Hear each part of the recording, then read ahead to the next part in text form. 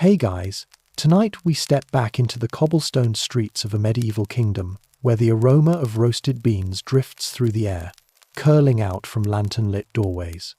The sun has dipped low, torches flicker in iron sconces, and somewhere, a lute strums in the background. You walk among the townsfolk, cloaks brushing past your shoulders, the chatter alive with gossip about one thing and one thing only, the king's latest decree.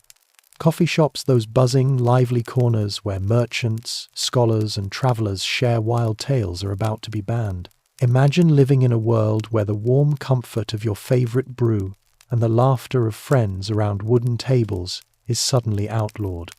Strange, isn't it, how much power one royal signature can hold over something so simple? So, before you get comfortable, take a moment to like the video and subscribe, but only if you genuinely enjoy what I do here.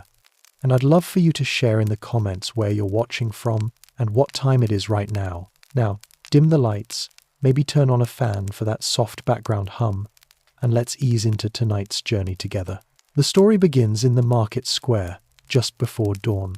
You arrive with a small pouch of coins, the smell of cinnamon and roasted beans guiding you toward your favorite shop tucked between a blacksmith's forge and a weaver's stall. Inside, the fire is crackling, mugs are clinking, and the town gossip swirls as hot as the drink in your hands. But then, the shopkeeper leans across the counter, his voice dropping low. "Have you heard?" he whispers. "The king plans to close us all down." Your stomach twists at the thought. No more mornings here. No more late-night debates about whether dragons still roam the mountains. No more friendly wagers with travelers over whose kingdom brews the strongest cup. It seems unthinkable. Yet, the rumor spreads faster than spilled ale, carried from one crowded bench to another, until even the musicians pause their songs to murmur about it. You step back into the street, the morning chill brushing against your face as the weight of the rumor settles in your chest. Everywhere you turn, voices buzz about the king's new obsession. Some laugh it off, claiming His Majesty has lost his wits from too much wine. Others whisper darkly that the royal court fears the coffee houses, those smoky halls of chatter and ideas, are breeding grounds for rebellion. You pass a group of students huddled under an archway, parchments in hand, their words heated. When people drink together, they talk, and when they talk, they question. Another shakes his head. But it's just coffee. No law can stop ideas once they've been poured into a cup. You follow the cobbled lane until you reach the steps of the great cathedral. Its bells toll, echoing through the square. And even here, the clergy cannot ignore the gossip. A friar adjusts his robes and mutters, "The king fears losing control. These houses bring too many souls together outside the church's walls." His words cling to you like incense smoke. The truth of it settles deeper. This ban isn't about the drink at all. It's about the voices, the laughter, the thinking that bubbles hotter than the brew itself. Later that evening, you slip back into your favorite shop. The lanterns are dimmed, the windows shuttered, as though hiding from unseen eyes. Every face inside leans closer, conversations hushed but urgent. The shopkeeper raises his mug. "If the king thinks he can ban coffee," he says, firelighting his tone, "he underestimates us. These houses are our hearths, our meeting places, our heartbeat." The crowd murmurs agreement. For the first time, you sense something bigger brewing than a simple drink, something that even kings might struggle to contain.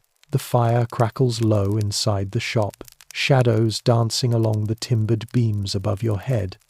You can almost taste the tension in the air. It's richer and more intoxicating than the spiced brew cooling in your hand. Around you, faces glow in the flickering light. Merchants weary from the day's trade. Scholars with ink-stained fingers. Travelers with dust still clinging to their cloaks. They are all united in the same quiet defiance, bound by the thought that a cup of coffee should never be outlawed. The shopkeeper, his beard streaked with grey, leans against the counter, eyes darting toward the shuttered windows.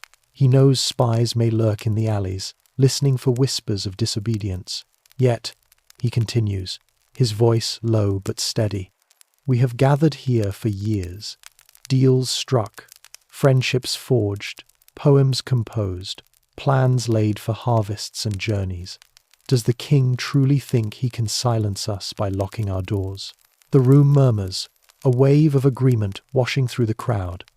A young woman in a cloak, embroidered with silver threads, rises from her bench, clutching her mug like a chalice. Perhaps he fears the truth, she says, her words carrying across the room. That ideas, once shared, cannot be chained. That thoughts brewed in places like this may spread beyond his walls of stone. You see the spark in her eyes, the same spark that once lit rebellions, the kind that toppled unjust rulers. The room grows still for a moment, the gravity of her words settling on every soul. You imagine, for a heartbeat, what it would be like if the king succeeded. Imagine the streets silent at night, no laughter spilling from warm taverns, no debates echoing into dawn. Imagine walking through the square, the air devoid of the familiar scent of roasted beans, replaced instead by the stale silence of conformity. It feels like a kingdom stripped of its soul. The shopkeeper claps his hands, pulling you back to the present. Listen well, he says. Tomorrow, the royal herald will read the decree. If the ban becomes law, every shop will be shuttered by order of the crown. We have tonight to decide whether we bend or whether we resist. The words hang in the air like smoke. No one drinks. No one laughs. All eyes turn inward, as if each person weighs the cost of rebellion against the comfort of obedience. Outside, a cold wind howls through the narrow streets, rattling the shutters. You feel it too, a chill not of the night, but of the times ahead. The choice is no longer just about coffee. It's about whether a community can exist without fear, whether voices can be stifled by decree, whether the heartbeat of the people can truly be silenced. And as you sip the last drops from your mug, you realize tomorrow may mark the beginning of something greater than any of you imagined. The morning comes slower than you expect. You lie awake long before the first bells toll, listening to the muffled shuffle of townsfolk already stirring in the streets. There's no comfort in the dawn today, no rush of market chatter, no laughter drifting from the taverns. Instead, a hushed nervousness coils around the town like a fog, clinging to every doorway, every shuttered window. You rise, pull your cloak tighter, and step outside. The air is crisp, smelling faintly of ash from the baker's ovens. But there's another scent too, a bitter edge of worry, as if the town itself knows something is about to change. Down the cobbled street, the square fills with people, farmers with calloused hands, apprentices with tools still slung across their belts, matrons clutching baskets they all gather beneath the looming statue of the king. Soldiers stand like sentinels at the edges, their polished armor catching the pale light, their spears planted firmly in the ground. A crimson banner flutters from the balcony of the great hall, and then, as the murmurs quiet to a dull hum, a herald steps forward, scroll in hand, his expression solemn. You push closer, shoulder to shoulder, with the restless crowd. The herald unrolls the parchment, its wax seal cracking like a thunderclap in the silence. He clears his throat, and his voice carries over the square, sharp and clear. By order of His Majesty, King Aldemar the Stern, let it be known throughout this realm, the operation of coffee-houses, dens of idle chatter, and gatherings of unchecked speech are henceforth forbidden. Gasps ripple through the crowd like the first drops of rain before a storm. The herald continues. All such establishments are to be shuttered by sundown. Those who disobey shall face fines, imprisonment, or the confiscation of property. This decree is law, as of this day, under pain of the crown. He folds the scroll with deliberate care, as though the words themselves weigh more than iron. The soldiers shift their stances, gripping their spears a little tighter, ready for anyone foolish enough to protest. The crowd does not cheer, they do not clap. Instead, silence hangs heavy, punctuated only by the creak of leather, the shuffle of boots. You glance around, faces pale, eyes wide, lips pressed into thin lines. Somewhere behind you, a woman whispers, "They'll take away everything," and her voice cracks like glass. A baker mutters to himself, "What's next? Shall they ban bread for fear it fills too many bellies at once?" His bitter words earn a few nervous chuckles, quickly hushed. And then, from the steps of the hall, a figure steps forward, a nobleman, robes trimmed in fur, his chest puffed with authority. "This decree," he declares, "is for the stability of the realm. Coffeehouses have grown into breeding grounds of dissent, where idle men sow dangerous thoughts. His Majesty acts only to preserve peace. His words are meant to soothe, but they land like sparks on dry straw.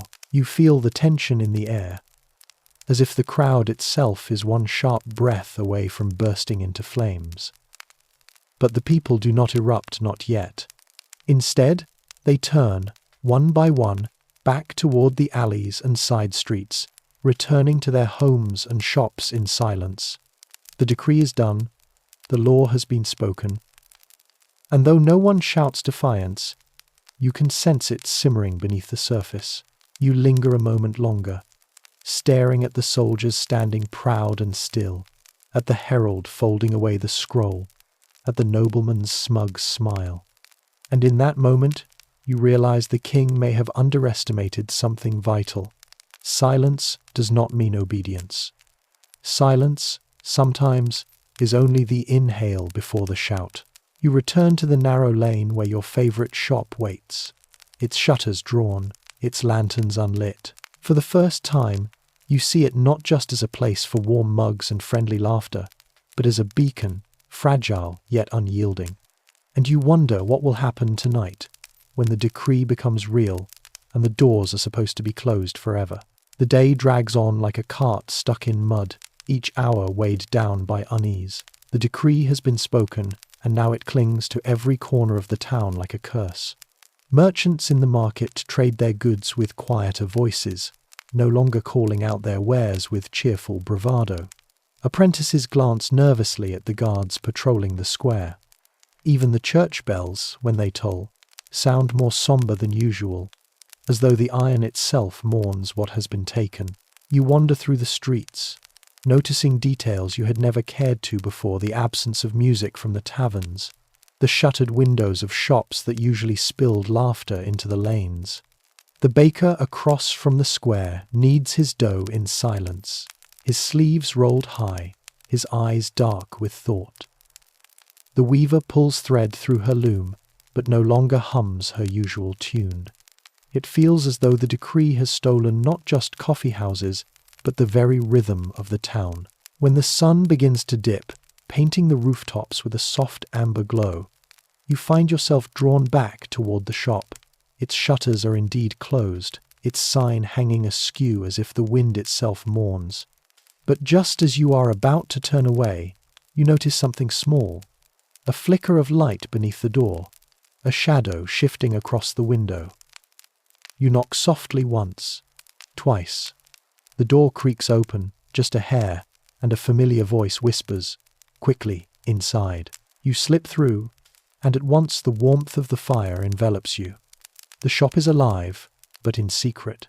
Candles glow in corners, cloaks hang damp from the mist outside, and the air is thick with the scent of roasted beans more intoxicating than ever.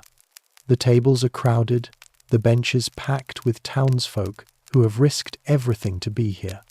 It is as though the ban has driven them closer, forging a new sense of unity. The shopkeeper, his eyes bright despite the danger, raises a hand for quiet. "We gather not to defy for defiance' sake," he says, his voice low but carrying. "We gather because this place, this drink, this community, it belongs to us. The king may close doors, but he cannot close hearts, and he cannot stop words once they are spoken." The crowd murmurs, embers of courage glowing in their faces. A scholar at the corner table lifts his mug, steam curling into the air. "Knowledge thrives here," he says. "I have heard more wisdom in these walls than in the stone halls of any university." To ban such places is to ban thought itself. A farmer nods in agreement. And friendships too, he adds. Where else would a ploughman like me share a table with a scribe, or a soldier with a minstrel? This shop binds us tighter than any decree could sever. Quote, you take a seat, the bench creaking beneath you, and listen as stories unfurl like parchment. One man recalls how he first proposed to his wife in this very shop, kneeling beside a steaming mug. Another tells of how merchants struck deals that built fortunes across seas. And then, quieter voices speak of darker truths, of secret debates, about the fairness of taxes, of whispered dreams of reform. Suddenly, you understand why the king fears this place. These shops are more than merchants selling beans. They are crucibles of thought, sparks waiting for tinder. The shopkeeper produces a parchment of his own, unrolling it on the counter. If they take our shops, he says, we will move our gatherings to barns, to basements, to hidden rooms beneath the city. Let them chase us, we will scatter like sparks on the wind. But they will never stamp us out. His words strike something deep within you, a mix of fear and exhilaration. You imagine a hidden network of coffee houses, secret and unseen, blooming in defiance of the crown. A kingdom united not by obedience, but by the stubborn refusal to give up its heartbeat. The night stretches long, filled with whispered plans and soft clinking mugs. Outside, the guards patrol, their boots striking the stones in steady rhythm, unaware of the fire burning just beyond their reach. Inside, you feel it too, that rising current, that pulse of resistance. And for the first time since the decree was read, you do not feel powerless. You feel part of something larger, something the king himself cannot control.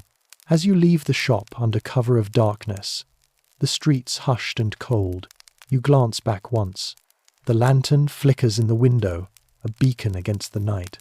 And you know, deep down, this is not the end of the story. It is only the first sip of a rebellion that has just begun to brew. The next day dawns grey and heavy, clouds rolling over the castle like an iron shroud. It is as though the heavens themselves are uncertain, holding their breath. You step into the street with the memory of last night burning in your chest, the warmth of the hidden shop, the fire in the voices, the quiet defiance shared among mugs of steaming brew. And yet, the town around you feels different. Outwardly, the ban has already taken root. Doors once open to laughter now remain closed. Wooden signs with coffee beans painted upon them have been taken down, some in obedience, others torn away by the fists of soldiers. The square, however, tells a different story. Whispers drift like smoke, curling into alleys and corners. Merchants trade not just goods, but messages. A baker slips a folded scrap of parchment into a farmer's hand, along with his loaf. A seamstress stitches patterns into cloaks that are not merely decoration, but codes, secret signals only the initiated can read. And when you meet the eyes of strangers in the street, you notice the faintest nods, the tiniest flickers of recognition. The network is already forming. By evening, you find yourself summoned again, this time not to your usual shop, but to a place far stranger, a candle-lit cellar beneath the stables on the edge of town. You duck through a low door, careful not to bump your head on the beams, and are greeted by a sight that makes your heart lurch. At least 24 people have gathered here, men, women, young apprentices, grizzled merchants, even a friar with his robes pulled close. The air is thick, with the rich, familiar aroma of roasted beans. Yet it carries something else too, the sharp tang of secrecy. At the far end of the cellar, the shopkeeper from last night stands once more, but beside him are two new figures. One is the silver-embroidered woman whose words sparked fire before her name is revealed as Lady Seraphine, a noblewoman whose lands lie just beyond the city walls. The other is a tall man with a soldier's bearing, his cloak concealing a scarred face. He is introduced simply as Garrick, once a captain of the guard, now a defector. His voice rumbles like distant thunder as he speaks. "The king believes he has silenced us," Garrick says, folding his arms across his chest. "But the truth is simple. He has given us cause. He has shown his fear. And when rulers fear their people, it is the people who hold the true power." His words send a shiver through the crowd. You glance around and see nods, clenched fists, the tightening of jaws. The rebellion that seemed like fantasy only a day ago now feels dangerously real. Lady Seraphine unfurls a map upon a table, the parchment lit by candlelight. Circles are drawn around villages, towns, and cities across the realm. "We are not alone," she says, her voice clear as a bell. Already, word spreads. Coffee houses in the east have shuttered in daylight but gather in barns by night. In the west, merchants hold meetings on river barges, drifting silently under moonlight while they drink and plan. In the south, they meet in bathhouses, steam masking their voices. Every corner of the kingdom is stirring. She places her hand on the map, firm and resolute. "If we weave these gatherings into one, we will form a web too vast for the king to cut." The cellar erupts in murmurs of approval, the sound like a hive awakening. You watch as names are exchanged, codes agreed upon, routes plotted. One man offers his mill for midnight meetings, another his vineyard's cellar. A young apprentice offers to deliver letters hidden in the hollow handles of broomsticks. Everywhere you look, ordinary folk are becoming conspirators, their everyday lives repurposed for resistance. And yet, amidst the flurry of plans, you feel the weight of risk pressing down. The king's men are not fools. They will notice. They will send spies, perhaps even torture confessions from the unlucky. You imagine a soldier's fist pounding on your door in the dead of night, demanding entry, searching for mugs and beans as if they were weapons. Your stomach twists. But then, as if reading your thoughts, Garrick slams his fist upon the table. "Fear is their weapon," he growls. "But fear cuts both ways. We must make the king fear us in return. Not with swords or blood, at least not yet, but with the thing he dreads most. Voices united, thoughts shared, laughter unbroken. He seeks to sever our fellowship, but we shall spread it wider than ever before. He cannot silence what multiplies faster than decree." The crowd raises their mugs in silent salute, the steam rising like smoke from a battlefield. For a moment, you feel part of something greater than yourself, something that pulses with life, fragile but unyielding. You sip, and the bitter warmth of the drink steadies your heart. It is no longer just coffee.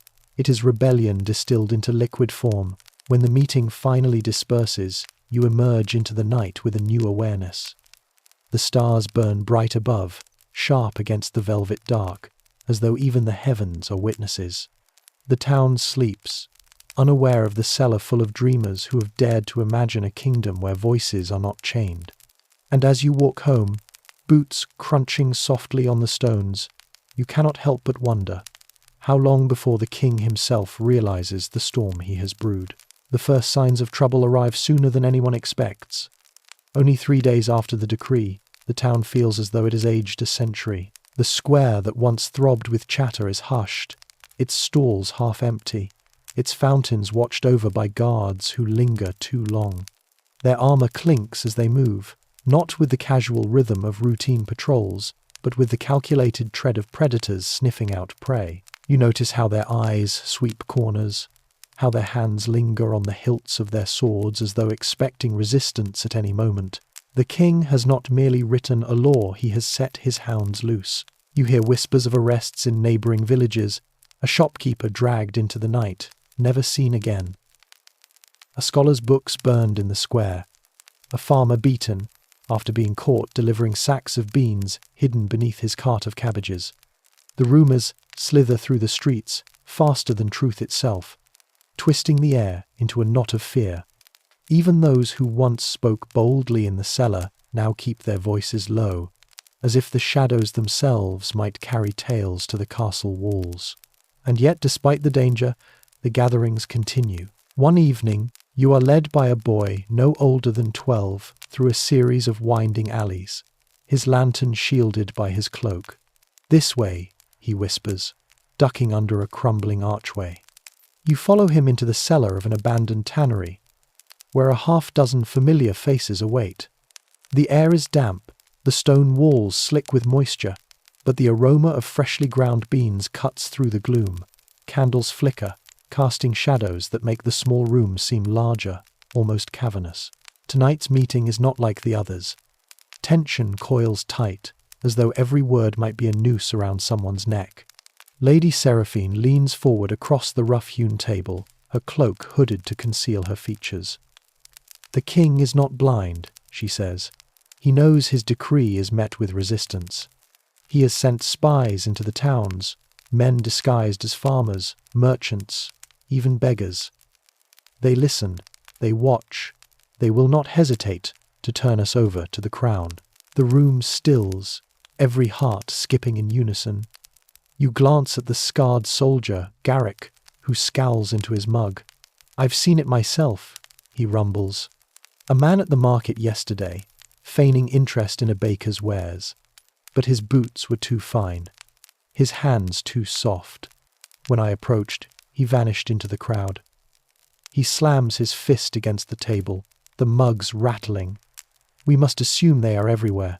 A young apprentice near the corner, his cheeks still round, with youth fidgets nervously. "But how will we know who to trust?" he blurts, voice cracking.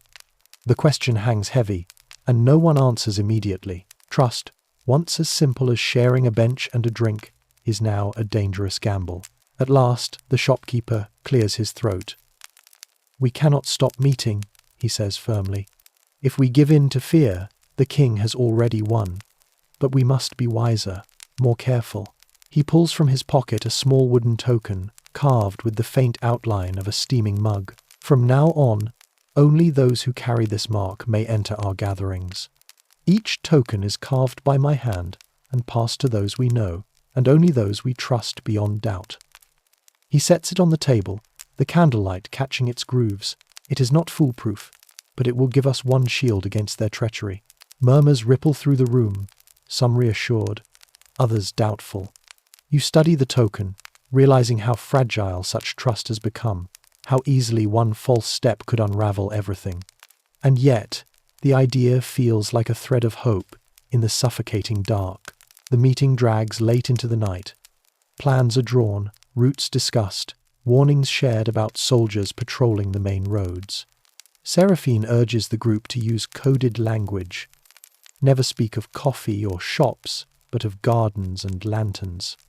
Garrick insists on secret signals, 2 knocks, followed by a pause when approaching a hidden door, the tilt of a lantern to signal safety. Even the youngest are given roles, couriers hiding messages in baskets of bread or under layers of wool. By the time you leave, the city is deep in slumber, the moon hanging pale above the rooftops. The streets are nearly empty, save for the occasional shadow of a guard, their spears glinting in the moonlight. You pull your cloak tight, every step echoing too loudly in your ears. And then, just as you round a corner, you freeze. A figure stands at the end of the alley, half hidden in darkness. He leans casually against the wall, as though waiting, but his gaze is fixed too intently on you. A beggar, perhaps? Yet his boots catch the moonlight, polished, unscuffed. Your heart quickens. You keep walking, not too fast, not too slow, every sense screaming. As you pass, you hear the faintest whisper escape his lips. "Lanterns burn bright tonight," the code. The very phrase Seraphine had introduced not hours earlier. You do not answer. You do not dare. You keep walking, the weight of his eyes burning into your back until you turn another corner. Only when you are certain you are alone do you allow yourself to breathe. But the question gnaws at you. Was he one of yours? Testing your knowledge? Or was he the king's spy, baiting a trap? The night feels colder than ever as you slip back home, and as you lie awake, staring at the rafters above, you realize the rebellion has entered a new phase. It is no longer a question of secret gatherings alone. It is a game of shadows and masks, of trust and betrayal, where one wrong word could bring the weight of the crown crashing down on all of you. Inside the castle, the atmosphere could not be more different from the hushed secrecy of the cellars and stables. Here, beneath vaulted ceilings and golden chandeliers, the king's court is alive with the glitter of wealth and the crackle of unease. Servants scurry about with silver trays, pouring wine that gleams like rubies in the goblets of nobles who sit at long oak tables. The air smells of roasted meats and perfumes, but beneath it lies something sour, the faint stench of fear. Even the courtiers, draped in velvet and jewels, know the decree has stirred unrest. They whisper behind embroidered fans, glance nervously at the armoured guards who line the walls, and pretend their laughter is not forced. At the head of it all sits King Aldemar the Stern. His crown rests heavily on his brow, though his face is sharp, unsoftened by doubt. His beard is trimmed with military precision, and his dark eyes gleam with a conviction that borders on obsession. Tonight, he does not drink. He does not laugh. He waits until the last servant has retreated, until the massive doors have groaned shut, sealing the chamber like a tomb. Then he rises. "Enough," the king says, his voice cold as steel. Instantly, the room falls silent. "You all know why I summoned you here. My decree was spoken, my will declared. Yet still I hear whispers of cellars filled with laughter, of barns filled with smoke. Do the people think me blind?" His hand clenches the edge of the table, knuckles white. "They defy me." And defiance spreads like rot. A murmur ripples among the lords and advisers. 1. Lord Regnar, a stout man with rings glittering on every finger, leans forward, his voice cautious. "Majesty, perhaps the matter is less grave than the rumours suggest. Coffee houses were always dens of idle chatter. Banning them will surely starve the excitement in time. The people will find new amusements, dice, cards, taverns." He smiles thinly. "Soon they will forget." The king's eyes narrow. "Forget?" He steps closer, his robes trailing like a shadow. These places were not mere amusements. They were crucibles. Men and women gathered there to speak freely, to question me, to imagine a world where their words mattered more than mine. Do you not understand? A single word spoken among friends can travel farther than an army's march. It begins with talk of harvests, of taxes, of markets, and soon it becomes talk of power, of freedom, of rebellion. A chill settles over the hall. The courtiers exchange uneasy glances, for none dare contradict him. At last, another voice rises. Lady Mirabelle, tall and slender, her gown woven with threads of silver. Her tone is careful, yet edged with curiosity. "Majesty, if your concern is the power of gatherings, perhaps closing the shops is not enough. Perhaps we must strike at the gatherings themselves, wherever they move. It is not the coffee, but the company. Shall we not scatter them before the fire grows?" The king studies her for a long moment, then nods slowly. "Yes, you see more clearly than the others. It is not enough to outlaw the shops. We must hunt the gatherings, uproot them wherever they fester."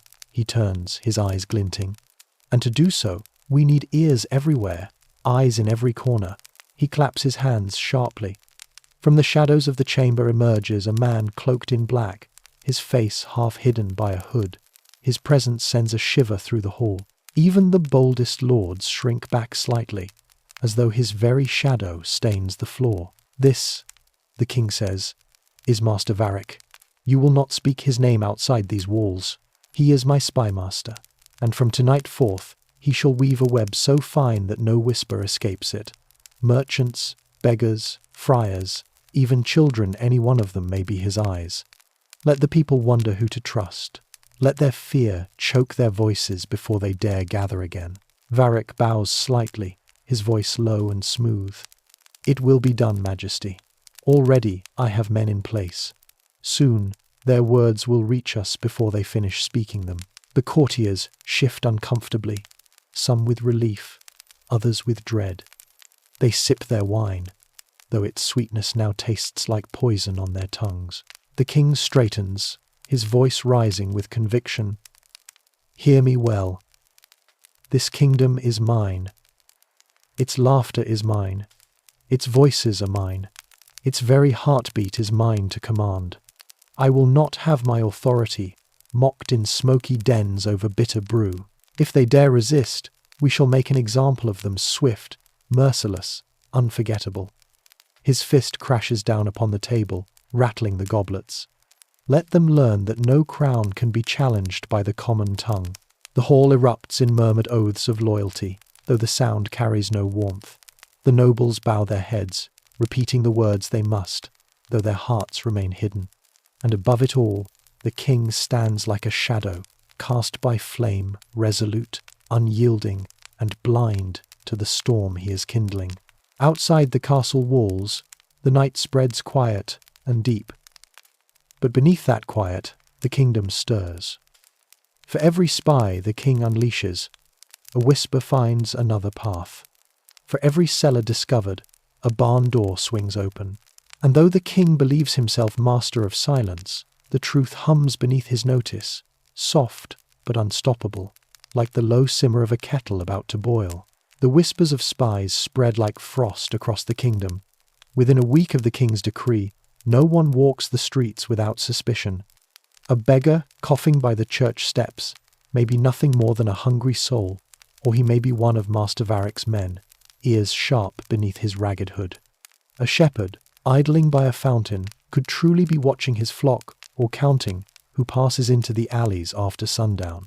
Even the sound of children's laughter, once a balm to the weary, seems sharper now, as though their games conceal messages taught by parents desperate for coin. You feel it yourself, that prickle on your skin whenever someone lingers too long in your company. At the market, a woman asks too many questions about where you buy your flour. At the blacksmith's forge, an unfamiliar apprentice hovers near, his hands too clean, his eyes too curious. The air of trust that once knit the town together has unraveled into threads of doubt, and yet this doubt breeds a new kind of cunning. The network does not crumble, it adapts. At the cellar beneath the tannery, Lady Seraphine gathers the group again, her silver-threaded cloak wrapped tightly about her. The king sends his spies, she says, her voice low but steady. But we shall turn his game against him. If every stranger is a watcher, then let them watch what we choose. She lays out her plan, false gatherings staged to mislead the spies, coded words hidden in plain sight, tokens carved with deliberate flaws, so that the true can be distinguished from the false. The shopkeeper chuckles grimly. So if they follow us, let them follow shadows. We will give them cellars filled with nothing but empty mugs, barns echoing with silence. Let them waste their time chasing ghosts while the real fire burns elsewhere. The scarred soldier, Garrick, leans forward, eyes narrowing. But we must be sharper still. Some of them will attempt to gain our trust, to pose as friends, as brothers. They may drink with us, laugh with us, swear loyalty, and all the while sharpen their knives for our throats. If we are to survive, we must learn to see what lies beneath the mask. A silence follows, heavy with unease. The young apprentice who once asked how to know whom to trust raises his hand timidly. What if we turn their own spies against them? If one can be bribed, convinced, perhaps even made loyal to us. His voice trembles, but his words spark a ripple of thought. Eyes meet across the table, some doubtful, others intrigued. The idea is dangerous, but it is also bold. That night, you accompany two others to test the plan. The target is a man often seen lingering near the weaver's stall, his boots too fine, his coin too plentiful for a humble peddler. You follow him discreetly through winding alleys, your footsteps softened by the hush of night. At last, you corner him in a deserted courtyard, lantern light flickering on the stone walls. Garrick steps forward, hand resting on the hilt of his dagger, though it does not leave its sheath.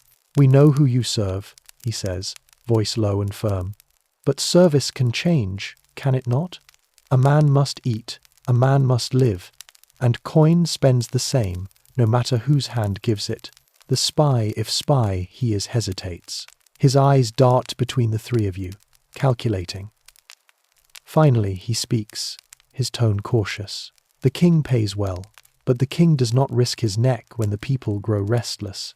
Tell me, what do you offer that his gold cannot? It is Seraphine's silver-embroidered cloak that glimmers in the lantern light as she steps forward. Her words are measured, her gaze unflinching. We offer not just coin, but a future. Today, you serve a king who silences laughter. Tomorrow, you could serve a people who remember your name as the one who turned the tide.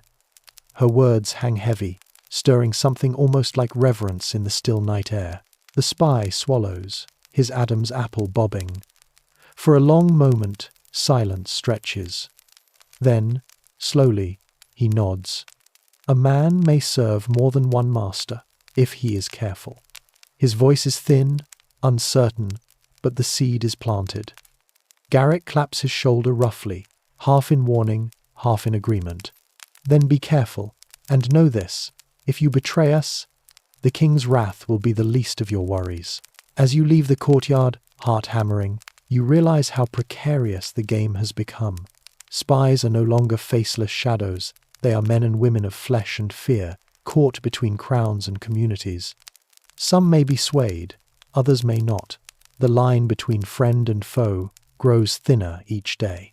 Meanwhile, in the castle, Master Varric receives his reports. He studies them by candlelight, his fingers tapping the parchment in steady rhythm. They grow clever, he murmurs to himself. They plant false trails, whisper in riddles, scatter like smoke.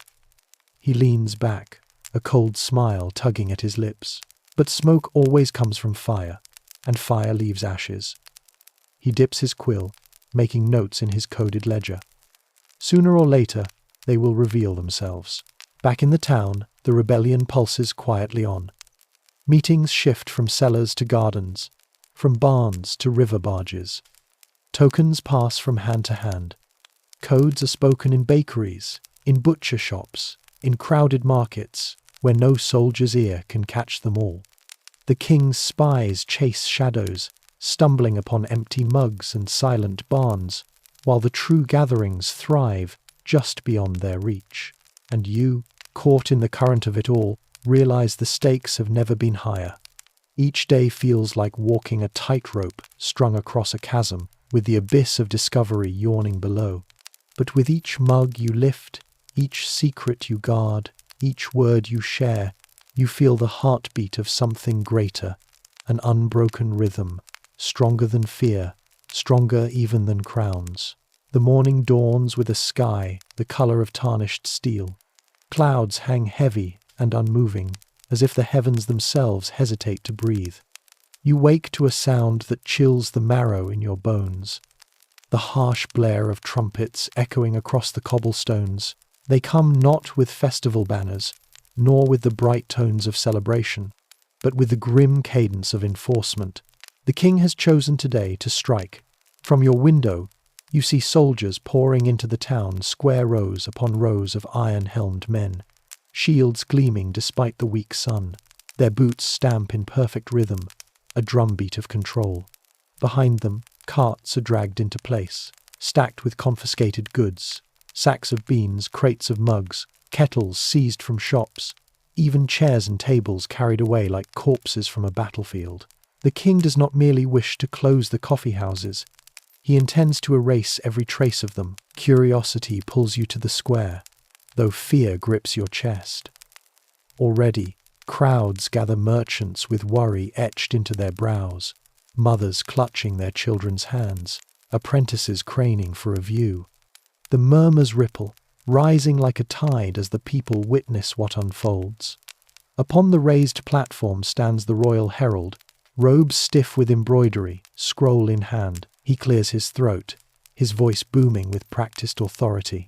By decree of his most sovereign majesty, King Aldric the Pious, he proclaims. Let it be known that the unlawful gatherings called coffee houses have been deemed dens of sedition, hotbeds of rebellion, and corrupters of the public order. Henceforth, all such establishments are to be dismantled, their goods seized and destroyed. Any found in defiance shall face punishment most severe. With that, soldiers move to the carts. A brazier, already glowing with coals, is stoked higher until flames roar. One by one, the sacks of beans are hurled into the fire. A bitter smoke rises, sharp and pungent, filling the square with a scent that once promised warmth but now reeks of cruelty. People cough, their eyes watering not from the smoke alone, but from grief. Mugs are smashed upon the stones, shards glinting like fallen stars. Tables are chopped into splinters and fed to the flames. Each crack of breaking wood sounds like a bone snapping. Imagine, you think suddenly, if your favorite place, the little corner where you relax, where laughter comes easy, was not only shut down, but publicly burned before your very eyes. The thought claws at your chest, pulling you deeper into the despair that hangs over the crowd. And then the soldiers bring forth something worse, not goods, but people. 3 men and 2 women, bound at the wrists, are dragged before the platform. The crowd surges forward instinctively, a gasp rising like a single breath. You recognize them instantly. They are regulars of the coffee houses. The scholar who always scribbled notes by candlelight, the baker's daughter who sang softly as she stirred her cup, the cobbler whose stories made children giggle. Now their faces are pale, their eyes defiant even as ropes bind their arms. The herald lifts the scroll once more. Let all see the wages of defiance.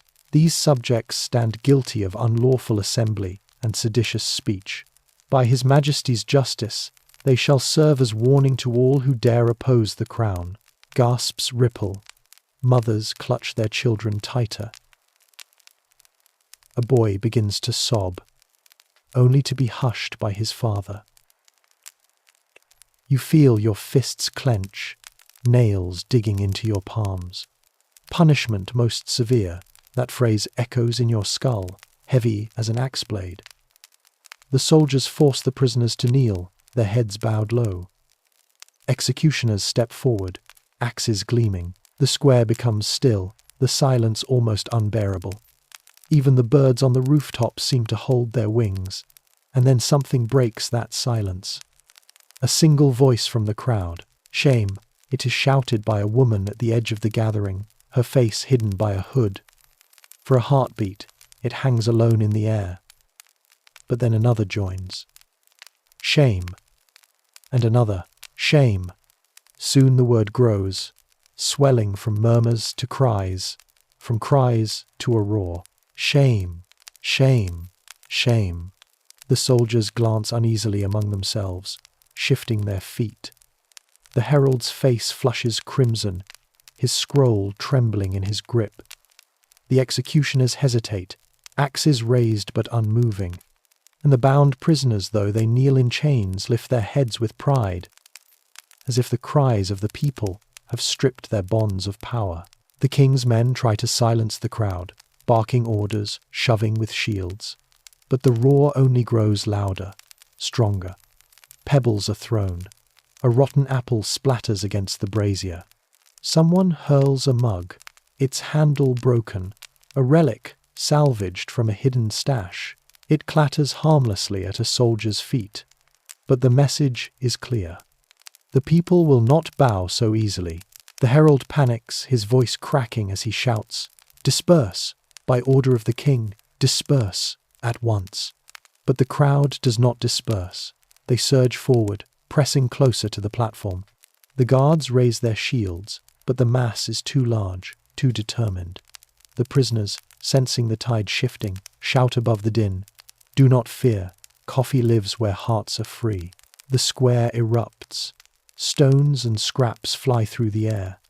The soldiers shove back, striking with the flats of their swords, but their discipline falters. For every guard, 10 townsfolk press forward.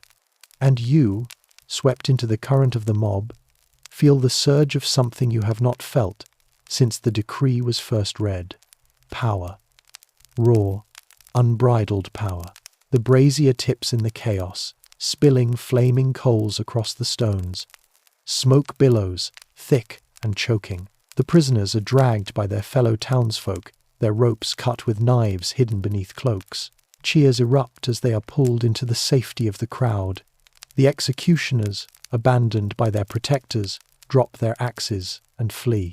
It is not a victory, not yet, but it is defiance loud, undeniable, unbroken, and it shakes the square to its foundation. By the time the soldiers regroup, the people have scattered into alleys, carrying the freed prisoners with them. The square lies in ruins, ashes smouldering, shards of mugs glittering in the dust, and the air heavy with the scent of roasted beans, now burned into memory. Back in the castle, King Aldrich seethes when he hears the report. His fist slams upon the throne's arm, rattling the goblet at his side. "They dare defy me." His voice shakes the hall. Courtiers bow their heads, trembling. Only Master Varric remains calm, his eyes sharp as a hawk's. "Majesty," Varric says smoothly, "a flame cannot be fought with fury alone. Water is needed. Let me handle this. I will find their leaders, pluck them from their holes, and bring them before you. And then we shall see how loudly the people shout when silence grips their tongues." The king leans back, his face carved in fury and fear alike.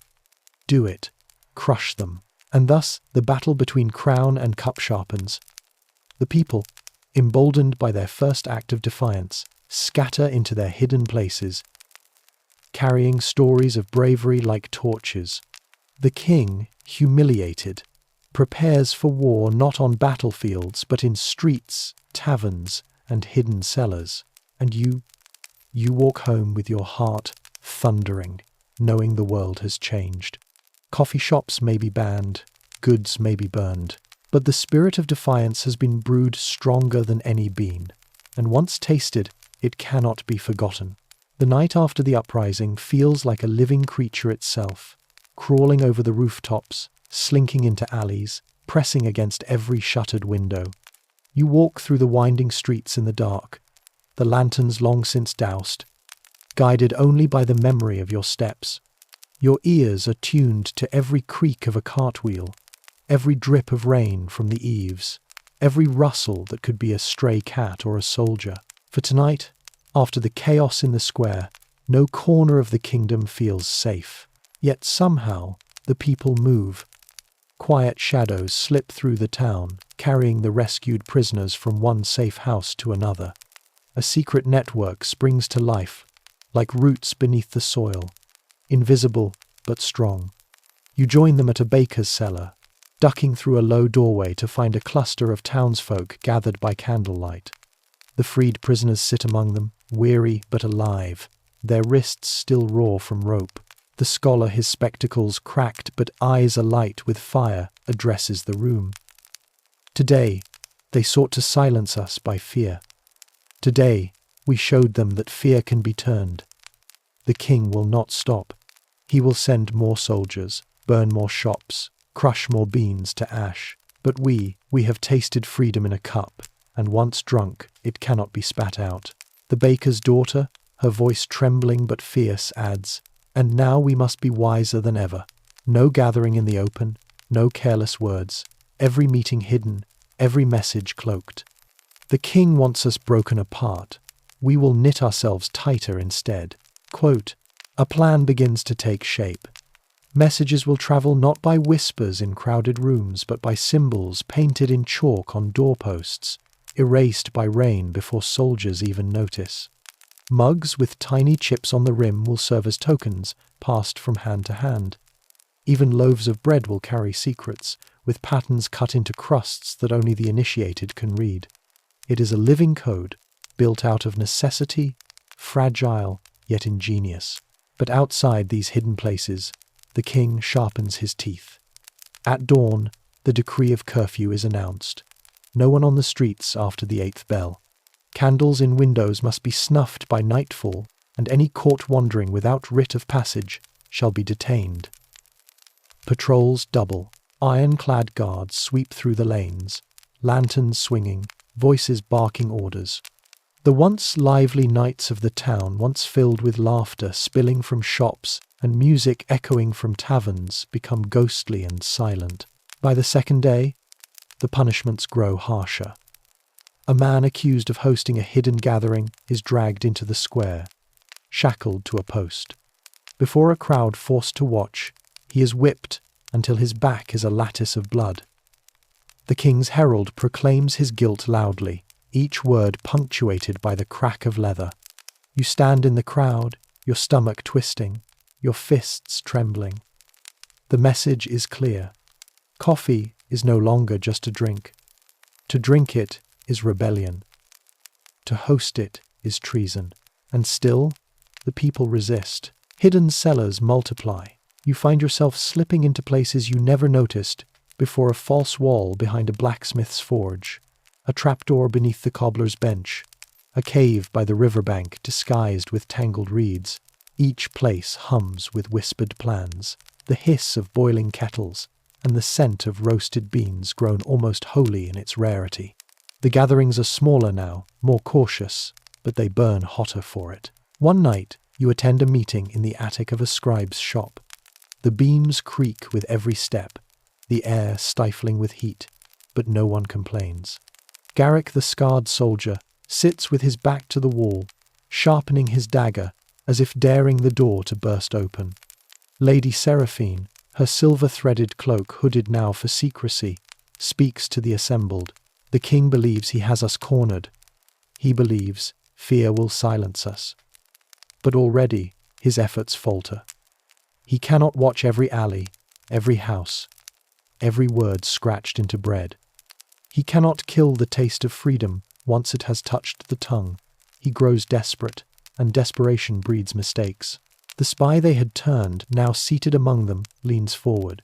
His voice is taut with unease. Varric, the king's master of shadows, prepares something worse than curfews. He speaks of seizing children, of forcing fathers to betray families, of burning not just shops but homes. He believes only terror will root you out. The room falls silent. Mothers clutch their children closer. Men grit their teeth until their jaws creak. The very thought of homes, those sacred spaces reduced to cinders, makes bile rise in your throat. But Seraphine's eyes burn with defiance. Then we must be louder than his silence, braver than his terror. We will not cower in the cracks while he rules the streets. If he burns our homes, we will meet in fields. If he seizes our children, we will teach them courage before he can teach them fear. The king forgets that we are not merely subjects, we are the kingdom itself. Without us, his throne is just a chair. Her words ripple through the room, a tide of steel hardening in the hearts around you. That night, as you return home under the cover of darkness, you see how true her words already are. On one wall, just beneath the torchlight of a passing guard, someone has scrawled a crude image in chalk, a steaming mug. The guard passes without noticing, but you pause. To anyone else, it is a scribble. To you, it is a beacon. The network lives, the rebellion grows. In the castle, however, King Aldrich fumes like a storm contained in flesh. He paces the great hall, his steps pounding against the marble tiles. Courtiers cower in silence as his fury lashes them like whips. They shame me in my own square, he roars. They steal my prisoners from the axe. They draw my people to their filthy dens and mock my law. I am king. My word is iron. How dare they twist it? Master Varric bows, his face unreadable. Majesty, iron bends under heat. Perhaps it is time to show them the fire of your wrath. His voice is smooth, chilling. Strike not at their shadows, but at their hearts. Burn the places where they gather. Yes, but also seize the leaders who bind them together. Cut off the heads, and the body will wither. The king grips the arm of his throne. Knuckles white. Do it. Hunt them. Tear the roots from the soil. And if the soil itself resists, salt it. so nothing may grow again. Thus, the game deepens into something darker. Spies lurk in every shadow. Neighbors betray neighbors for coin or survival. Families whisper in fear behind barred doors. And yet, in the hidden places, mugs are still raised. Stories are still told. Laughter, though quieter now, still dares to rise.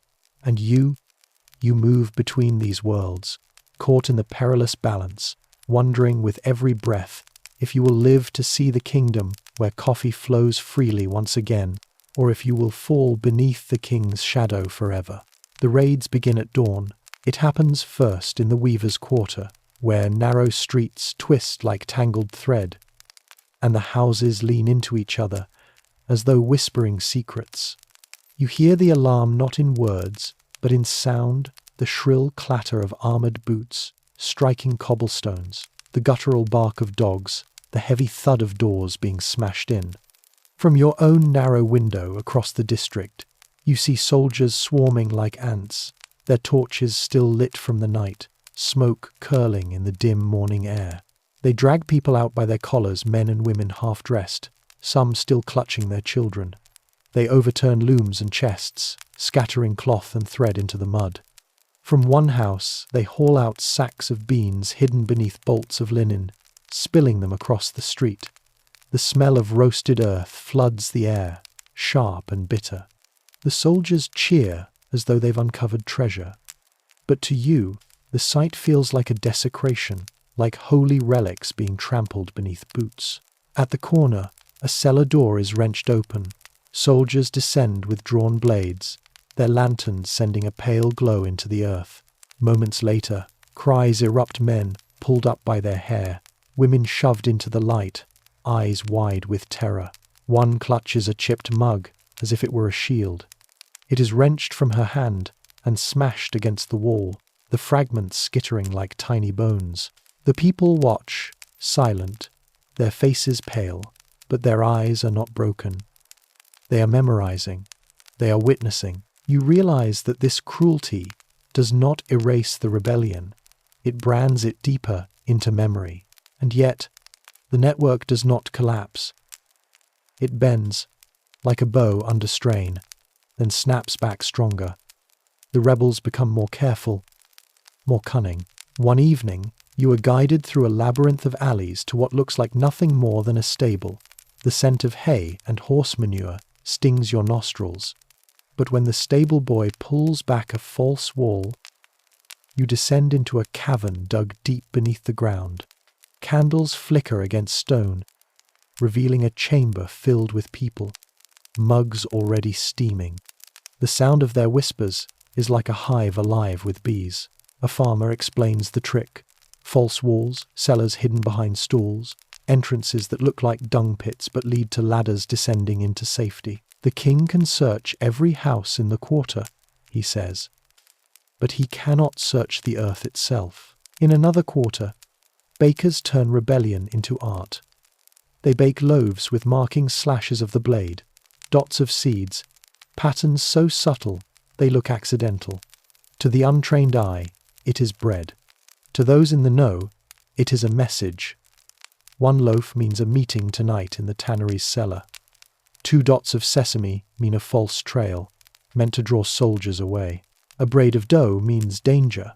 These breads travel the streets openly, tucked into baskets, sold to passing guards who never suspect the secret in their hands.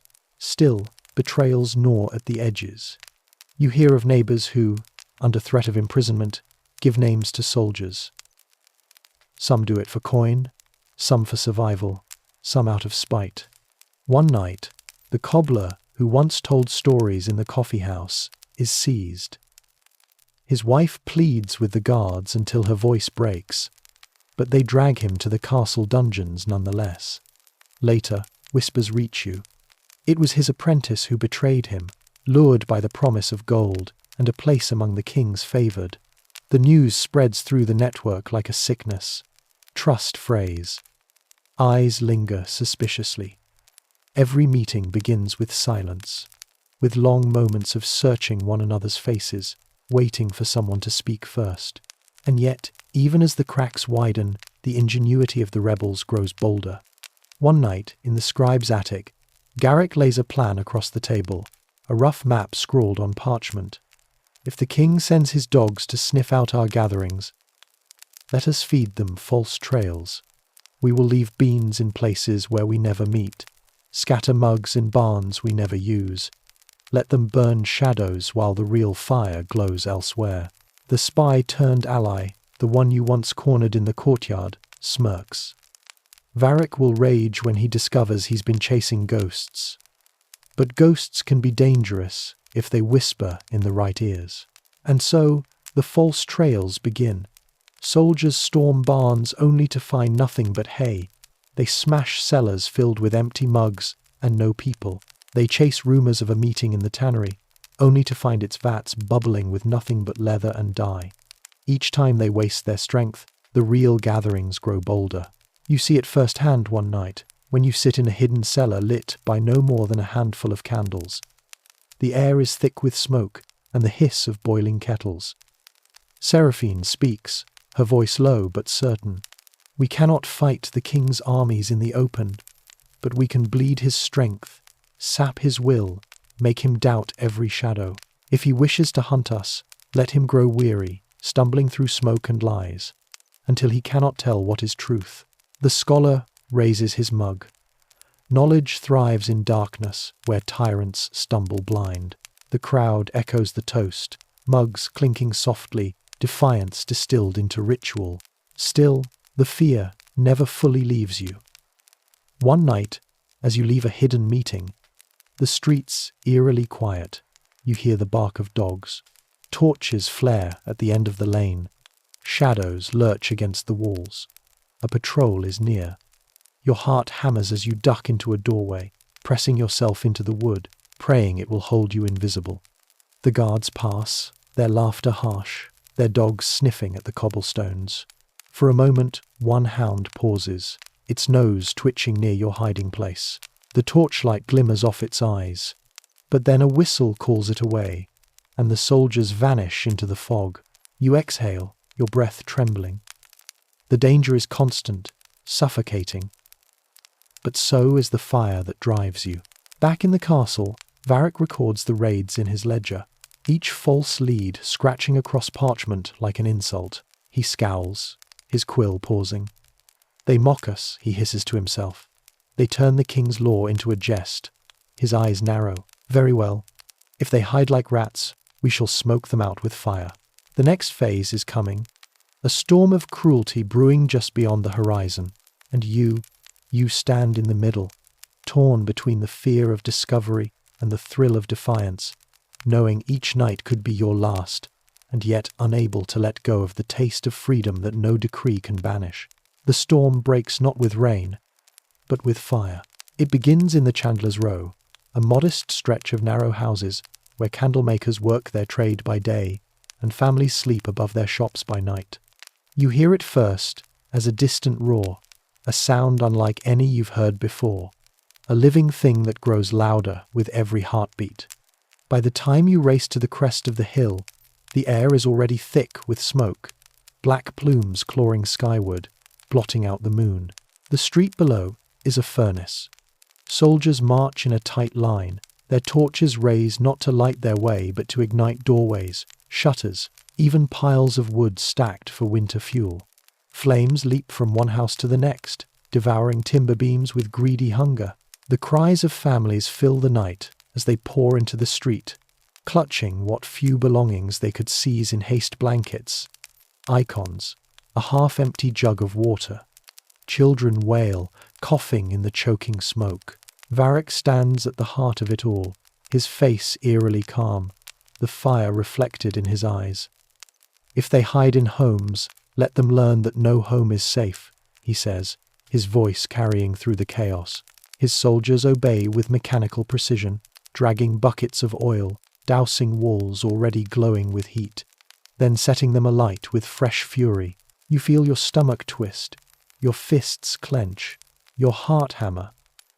Imagine your own house, the walls where you grew up, the place where you laughed and wept reduced to ash because of whispers and mugs.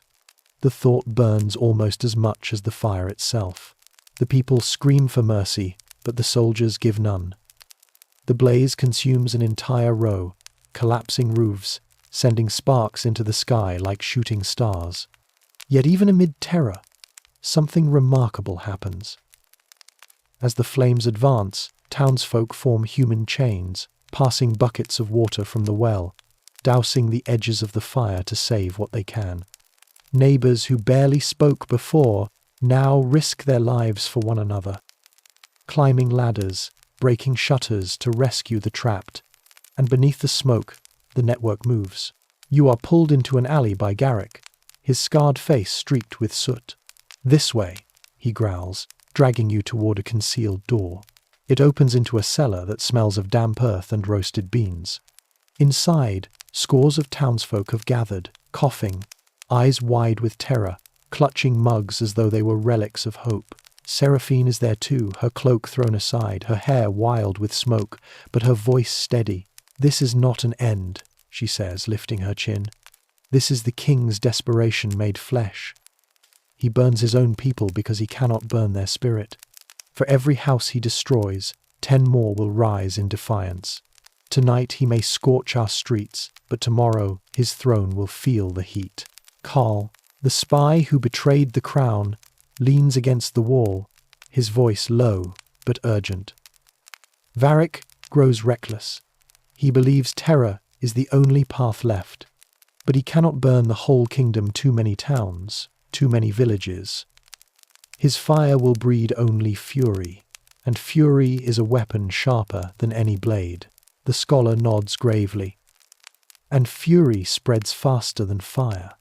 That night, the rebellion shifts its course.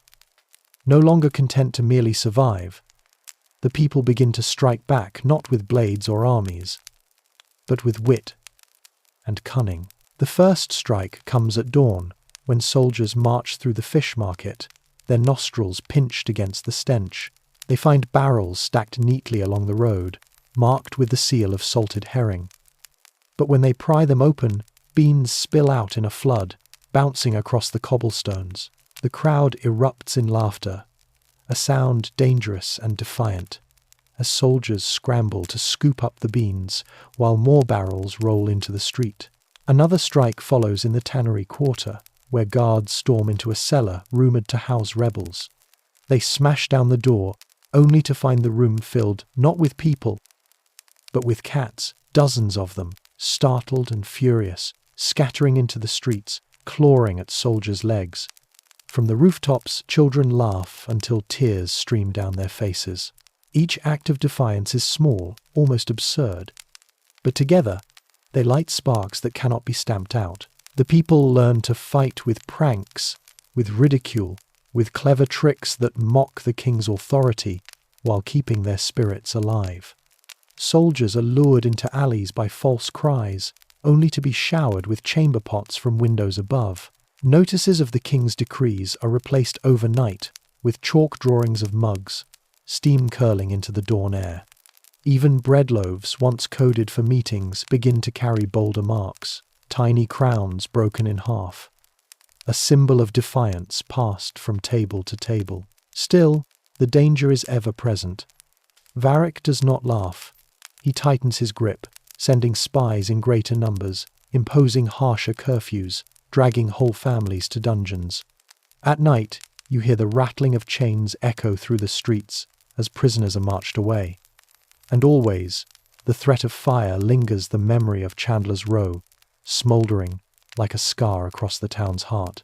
Yet with every act of cruelty, the people's resolve deepens. In hidden chambers, in secret gardens, in cellars beneath ruined houses, the mugs are still lifted. The beans are still brewed. And the laughter, quieter now, but sharper, more dangerous, still dares to rise. And you, sitting in one such cellar, a steaming mug warming your hands despite the soot still clinging to your clothes, realize the truth. This is no longer just about coffee. It has never been about coffee. It is about the freedom to gather, to speak, to laugh. Coffee is only the symbol, the spark in the tinder. The fire it has lit burns in hearts, not in kettles. The rebellion does not stay confined to your city. Like steam curling up from a kettle, it drifts outward first to the neighboring villages, then to distant towns, then across the kingdom like a rumor carried on the wind. The king's decree was meant to choke life, but instead it has given it breath. Every village that hears of Chandler's Row whispers the same phrase: if they can burn homes for mugs, then none of us are safe. And with that fear comes something else: solidarity. It begins with travelling merchants. They move quietly, wagons loaded with sacks of grain, wool, and salted fish. But tucked beneath false bottoms, hidden beneath boards or wrapped in oilcloth, lie sacks of coffee beans, each one worth more than coin. They carry not only beans, but also stories, tales of secret gatherings, of bold laughter, of Varrick's soldiers humiliated by tricks and pranks. These stories spread faster than the beans themselves, planting seeds of courage in hearts that have never set foot in a coffee shop. Imagine this: a tiny hamlet, barely more than 10 houses clustered around a mill. They have never had a coffee house of their own, too small, too poor. But one night, a farmer returns from market with a small sack tucked in his cart.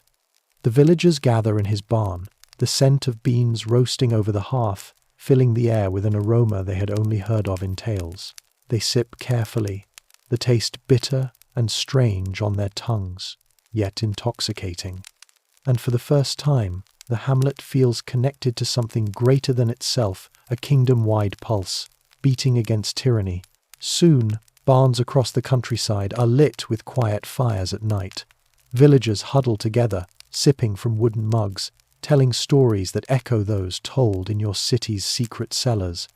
They may never meet you, never know your name, yet they are bound to you by this invisible thread of roasted beans and whispered defiance. The rebellion becomes a map drawn in steam and scent. In the east, in the river towns, fishers gather on the docks after their catch, sharing mugs brewed over lanterns. In the north, in the mining villages, soot-stained workers sip in caverns lit by torches, their laughter echoing against stone walls. Even in the far west, where vineyards stretch across hills, farmers brew coffee at dawn and raise their mugs to the rising sun, toasting to a freedom they have not yet won, but already taste. The king, perched on his throne, grows restless. Reports pile on his desk, parchment after parchment, marked with complaints, sightings, rumors. Coffee in the barns, coffee in the mines, coffee on the docks. His fist slams against the arm of his chair, rattling goblets. Do they mock me? Am I their fool? He demands answers. But Varrick can only scowl, his jaw tight. We burn one street, 10 more open their doors.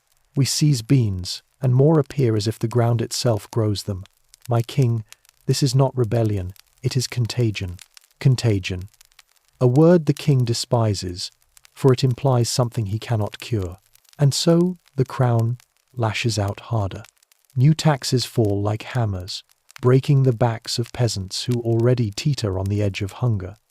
Spies are dispatched not just to cities, but to villages, tasked with sniffing out the scent of roasting beans. Entire hamlets are accused of harbouring secret brewers, their wells poisoned, their fields trampled by marching boots. The cruelty is meant to terrify, but it breeds only fury. You see it yourself one night, when a group of villagers slip into the city under cover of darkness. Their clothes are patched, their hands rough from fieldwork, but their eyes burn like coals. They do not come to beg for protection. They come with gifts, sacks of grain, bundles of wool, all offered freely to support the network. We will not starve while others fight for us, one woman says firmly.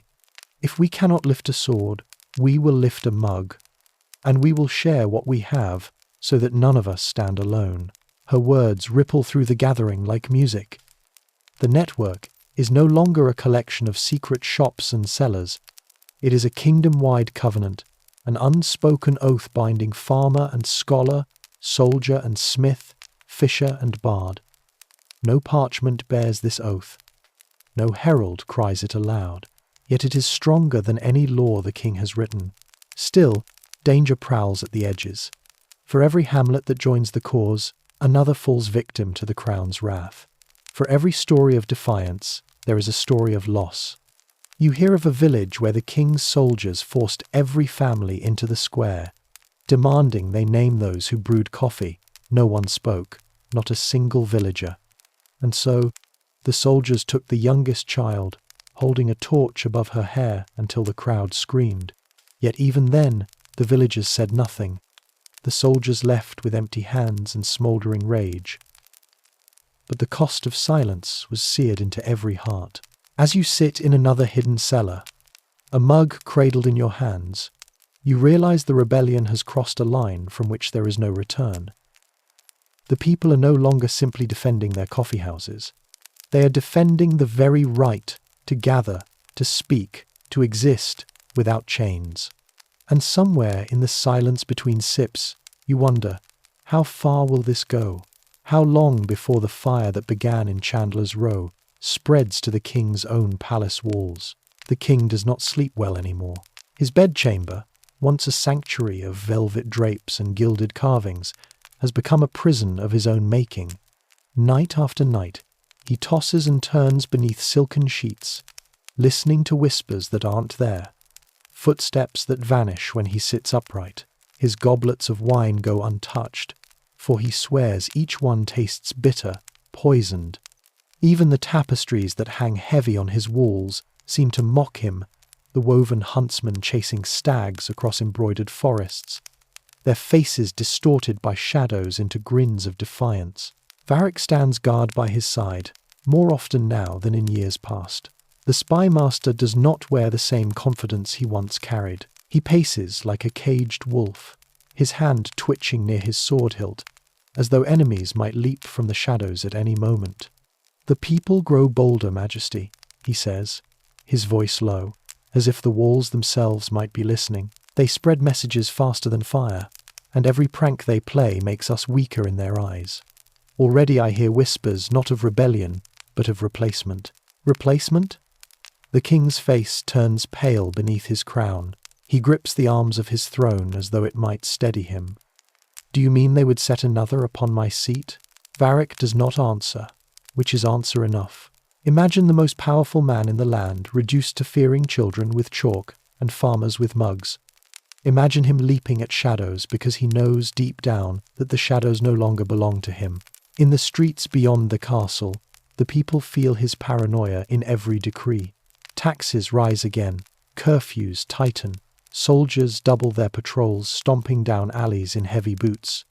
Public squares are cleared of gatherings.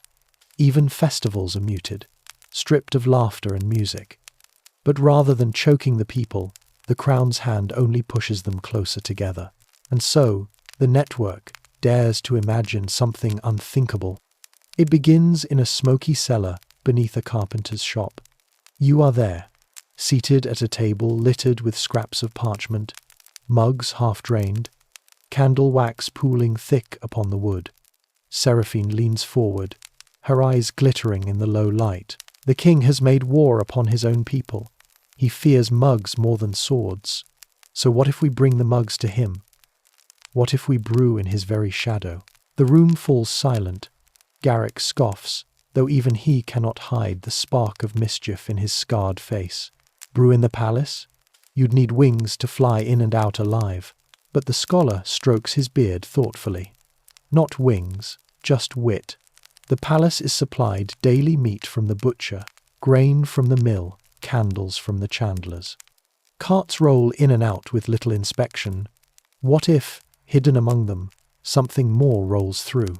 The spy who betrayed the crown, still cautious, still uneasy, speaks at last.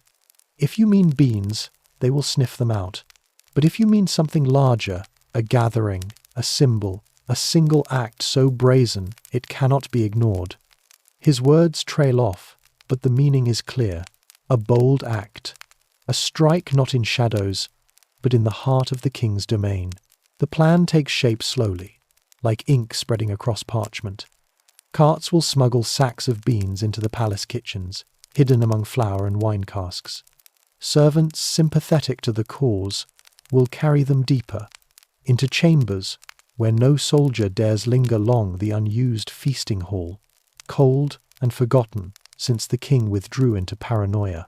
There, by candlelight, the first forbidden brew will be made, and the smell of it, the bold, rich, unmistakable scent, will drift through the palace corridors until it reaches the throne itself. The thought alone makes your pulse quicken. Imagine it, the king, roused from uneasy sleep, catching that scent curling beneath his door. Imagine his fury, his terror, knowing that his most hated symbol has invaded the very walls of his power. But daring plans are not without risk. Everyone at the table knows what failure would mean. Dungeons, chains, the scaffold. Yet no one speaks against it. The silence is agreement enough. Over the following days, whispers weave the kingdom tighter. Farmers prepare sacks with false bottoms. Brewers grind beans to dust fine enough to hide in spice jars. Servants rehearse their roles, practicing smiles for guards, practicing lies for stewards. The network holds its breath, united by the knowledge that this act will change everything. Either it will break the king, or it will break them. Meanwhile, the king grows stranger still. In his halls, mirrors are covered with cloth because he swears he sees figures standing behind him. Meals are tasted thrice before they pass his lips, yet he eats little, wasting away. His court grows restless. Nobles mutter in corners, wondering if loyalty to such a man is worth the cost. And always, the scent of paranoia hangs thicker than incense in the chapel. You walk the streets on the eve of the plan and feel the tension humming in the air. The people know something is coming, though they do not know what. They speak in half sentences, in knowing glances. A woman passes you a loaf of bread, and when you break it open, there is no code baked into its crust. Instead, there is a single bean hidden in the soft crumb, its meaning clear: tomorrow. And as night falls, you realize you will not sleep either. For tomorrow, the network dares the impossible. Tomorrow, mugs will be raised in the shadow of the crown. The night before the act, the city holds its breath. The streets are quiet, eerily so, as if even the wind knows to keep its silence. Torches gutter on the walls, their flames small and hesitant. Dogs bark in the distance, but quickly fall still, as though warned by something in the air. You lie awake in a cramped loft above a cooper's shop, staring at the rafters, listening to the creak of wood as the house settles. Sleep won't come, not tonight. At last, when the church bell tolls midnight, you slip from your bed and descend into the cellar where the others wait. The air down here is thick with tension, thicker even than the smell of roasted beans kept hidden in sacks. Seraphine stands at the table, her cloak fastened tight, her eyes hard as flint. Garrick sharpens a knife on a whetstone, not because he expects to fight, but because his hands must be busy. The scholar scribbles notes furiously, muttering about timing, routes, and disguises. And the spy, his face pale, but his jaw set, keeps glancing at the door, as if expecting soldiers to burst through at any moment. Seraphine lays out the plan one final time. At dawn, the carts leave the market square. Our sacks go in with the flour. Our jars mix with the spices. The palace kitchens will receive them before noon, and by evening the first brew will be made. No mistakes, no second chances. If any one of us falters, the crown will know, and the gallows will be waiting. The room grows still. No one speaks. No one needs to. When dawn breaks, the city stirs like a giant stretching. The clatter of hooves on cobblestones, the cries of merchants setting up their stalls, the smell of fresh bread from the bakers, all of it feels sharper today, more urgent. You watch from the shadows of an alley as the carts roll into the square, their wheels groaning under the weight of flour, grain, and wine. The smugglers work with practiced ease, lifting sacks and barrels, stacking them high. Yet hidden among them lie the treasures of rebellion beans, wrapped in cloth, jars sealed with wax, grounds tucked into spice crates. Imagine it, an entire kingdom's defiance reduced to a handful of carts rolling toward the palace gates. The sight of it almost makes you laugh. almost makes you weep. The soldiers at the gate are weary, their armor dented, their eyes heavy-lidded. Inspections are cursory at best. They prod a barrel here, glance at a sack there, then wave the carts through. To them, it is routine. To you, it is a miracle.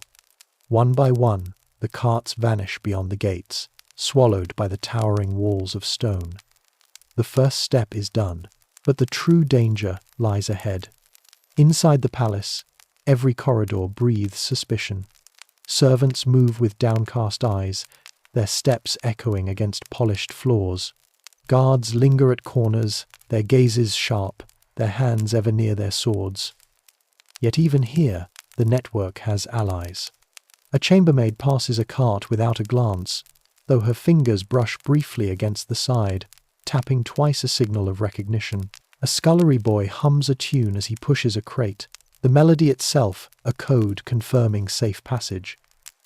Small signs, tiny assurances, but they are lifelines in this sea of peril. By noon, the sacks reach the kitchens. The room is chaos, pots clanging, fire roaring, servants shouting orders above the din. Steam fogs the air, carrying the scent of roasting meat, fresh herbs, and spilled wine. No one notices when a sack of flour is carried not to the bread ovens but down a side corridor. No one questions when a crate of spices vanishes from the ledger. In the labyrinth of service halls, things are always lost, always misplaced. It is the perfect disguise. You follow as Seraphine leads the way, her steps quick but careful, her hood pulled low. The unused feasting hall lies deep within the palace. Past corridors few servants tread. Dust clings to the corners, cobwebs lace the chandeliers, and the long oak tables lie bare beneath sheets. Once, this hall rang with music, laughter, goblets raised high. Now it sits silent, abandoned, forgotten. And here, in the king's very shadow, the network chooses to strike. The first fire is lit in the hearth, the sound of kindling catching echoes like thunder in the empty hall. Water boils in kettles carried in disguise, steam rising to curl along the beams overhead. And then, at last, the beans are ground, the scent rising rich and bold. A perfume that cannot be mistaken for anything else. The scholar exhales, his hands trembling as he lifts a mug. "Do you smell it?" he whispers. In the very heart of his palace, our scent, not his. And indeed, the smell drifts outward, slipping beneath the great doors, winding its way into the veins of the palace. Guards wrinkle their noses. Servants pause in their work. A steward passing through frowns, sniffing the air.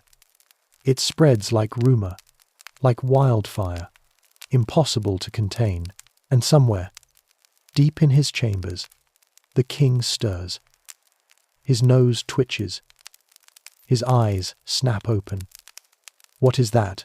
he growls, throwing off his sheets. Varick, ever at his side, stiffens as he too catches the unmistakable aroma. Coffee. In the palace, the king rises like a man waking from a nightmare, only to find the nightmare waiting for him.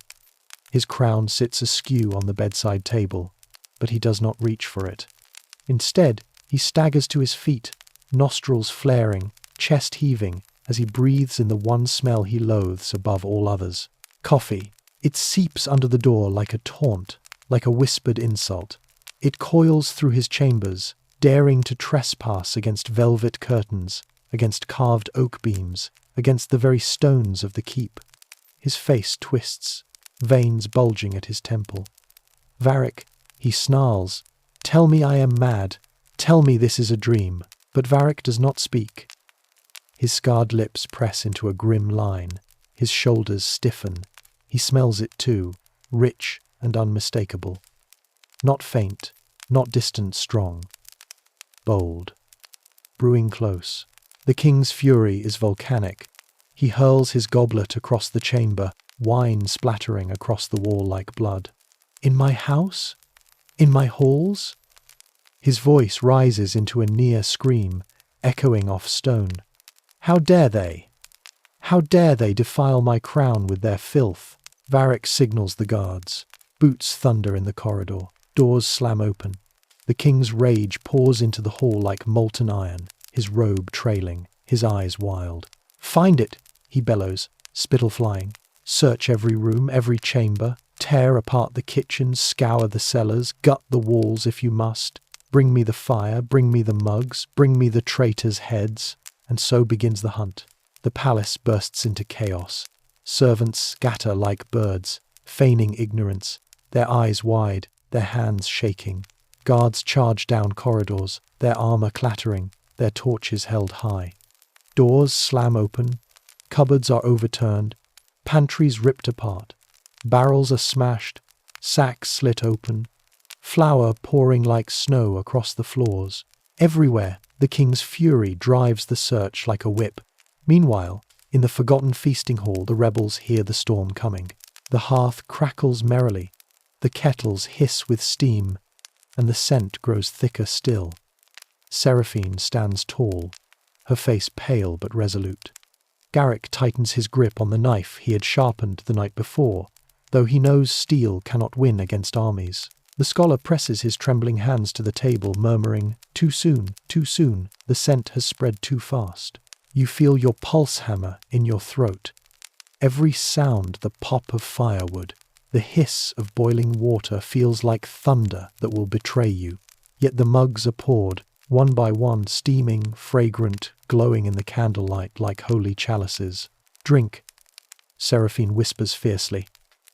"If this is the end, we will not go thirsty."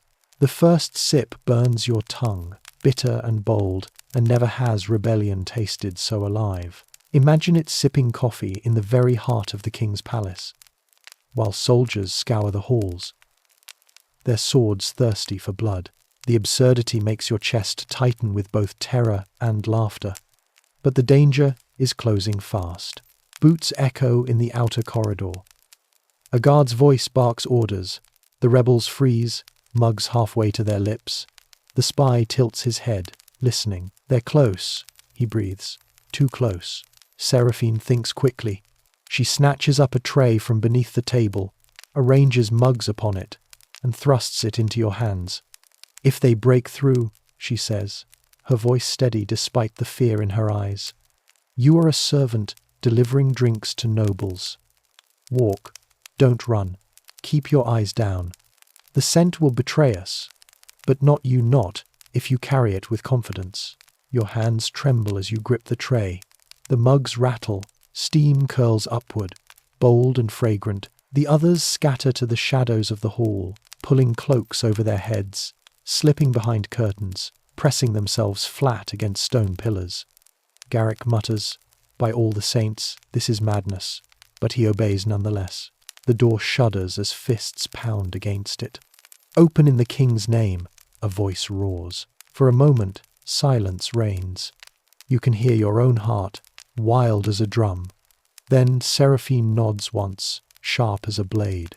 You step forward. The great door creaks open just a sliver, light spilling into the corridor. Outside, 3 guards stand with torches, their armor glinting.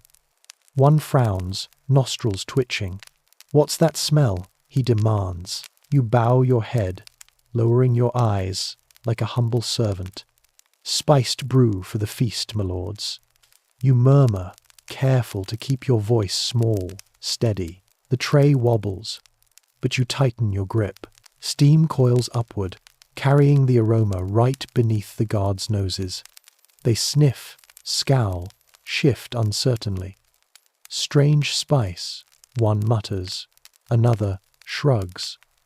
The king is mad enough to order stranger things.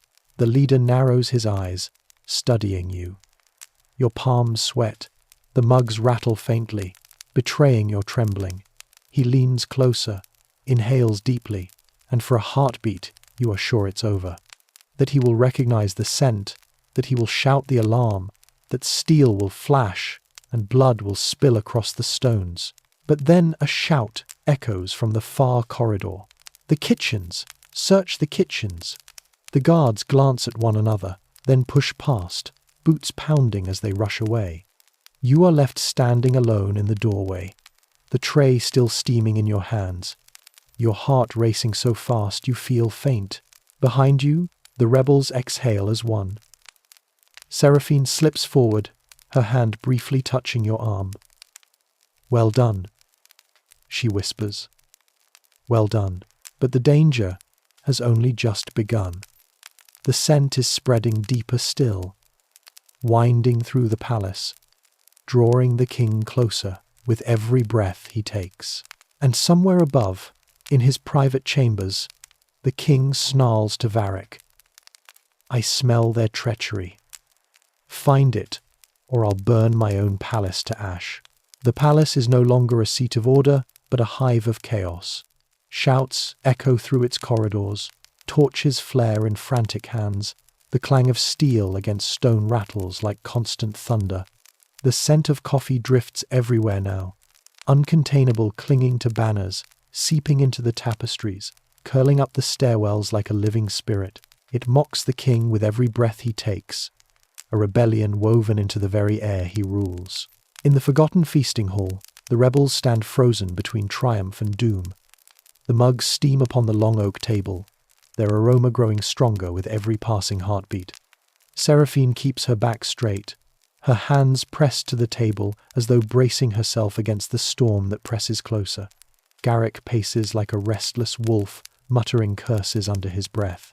The scholar scribbles frantic calculations in the margins of a torn parchment, routes, timings, distances, though he knows full well that numbers cannot save them if soldiers pour through the door. The spy leans against a pillar, his face pale but his ears sharp. "They're splitting into squads," he murmurs. "Some toward the kitchens, others toward the cellars, but—" He pauses, his brow furrowing. Footsteps heavier than the rest. Slower. That's him. The king is moving. The words drop like stones into the room. The king coming here, to this hall. Imagine it.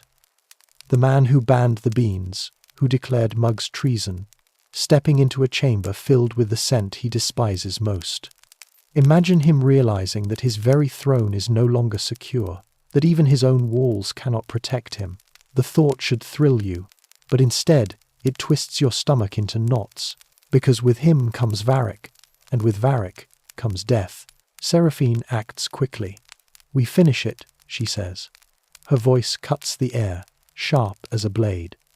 "We brew to the last drop. If he finds us, let him see the truth of what he fears." The rebels nod, reluctant but resolute. The kettles hiss, bubbling with furious urgency. Grounds are stirred, the dark liquid poured, the sound of it unnervingly loud in the vast silence of the abandoned hall. The mugs clink softly, one after another, until the table gleams with a row of steaming defiance. "Drink," Seraphine commands, lifting her own. Her eyes shine in the candlelight, not in whispers but in boldness. "If we are to be found, let it be with mugs in hand." The rebels obey. Garrick raises his cup, his scarred lip curling in a half-smile. The scholar sips, trembling but proud. Even the spy takes a cautious swallow, though his eyes never leave the door. You raise your own mug, the bitter taste washing over your tongue, hot and alive. The sound of boots draws nearer, but still you drink. Then, silence. The kind of silence that falls not because the noise has ended, but because something terrible waits just beyond the threshold. The door's great iron handle shifts, slow and deliberate. Candlelight flickers against polished steel. The rebels hold their breath.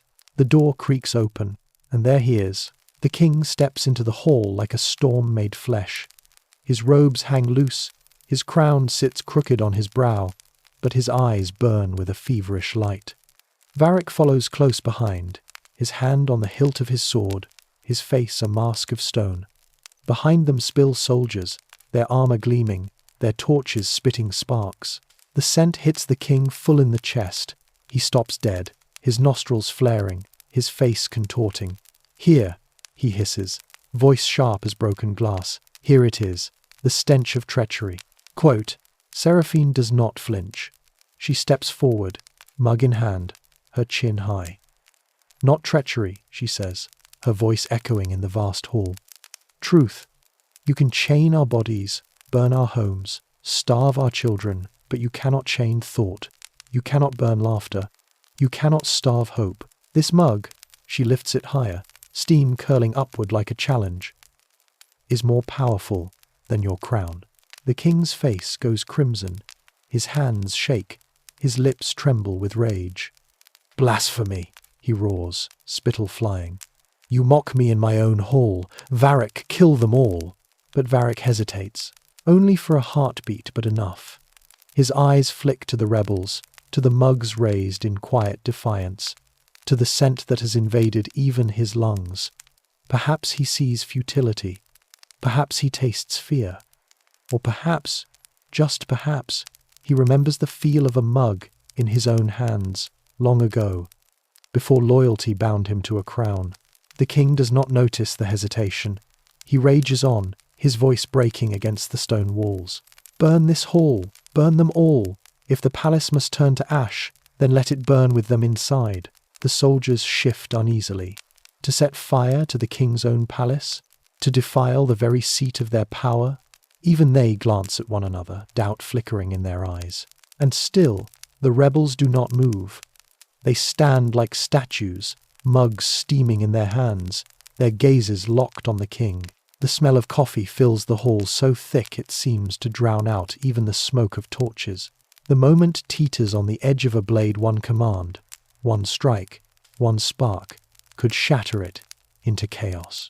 And you, gripping your mug, your heart pounding so hard you feel it in your throat, realize that history is balanced here, in this forgotten hall, between the bitter taste of rebellion and the choking fury of a king. The hall feels like the very center of the world, suspended between silence and eruption.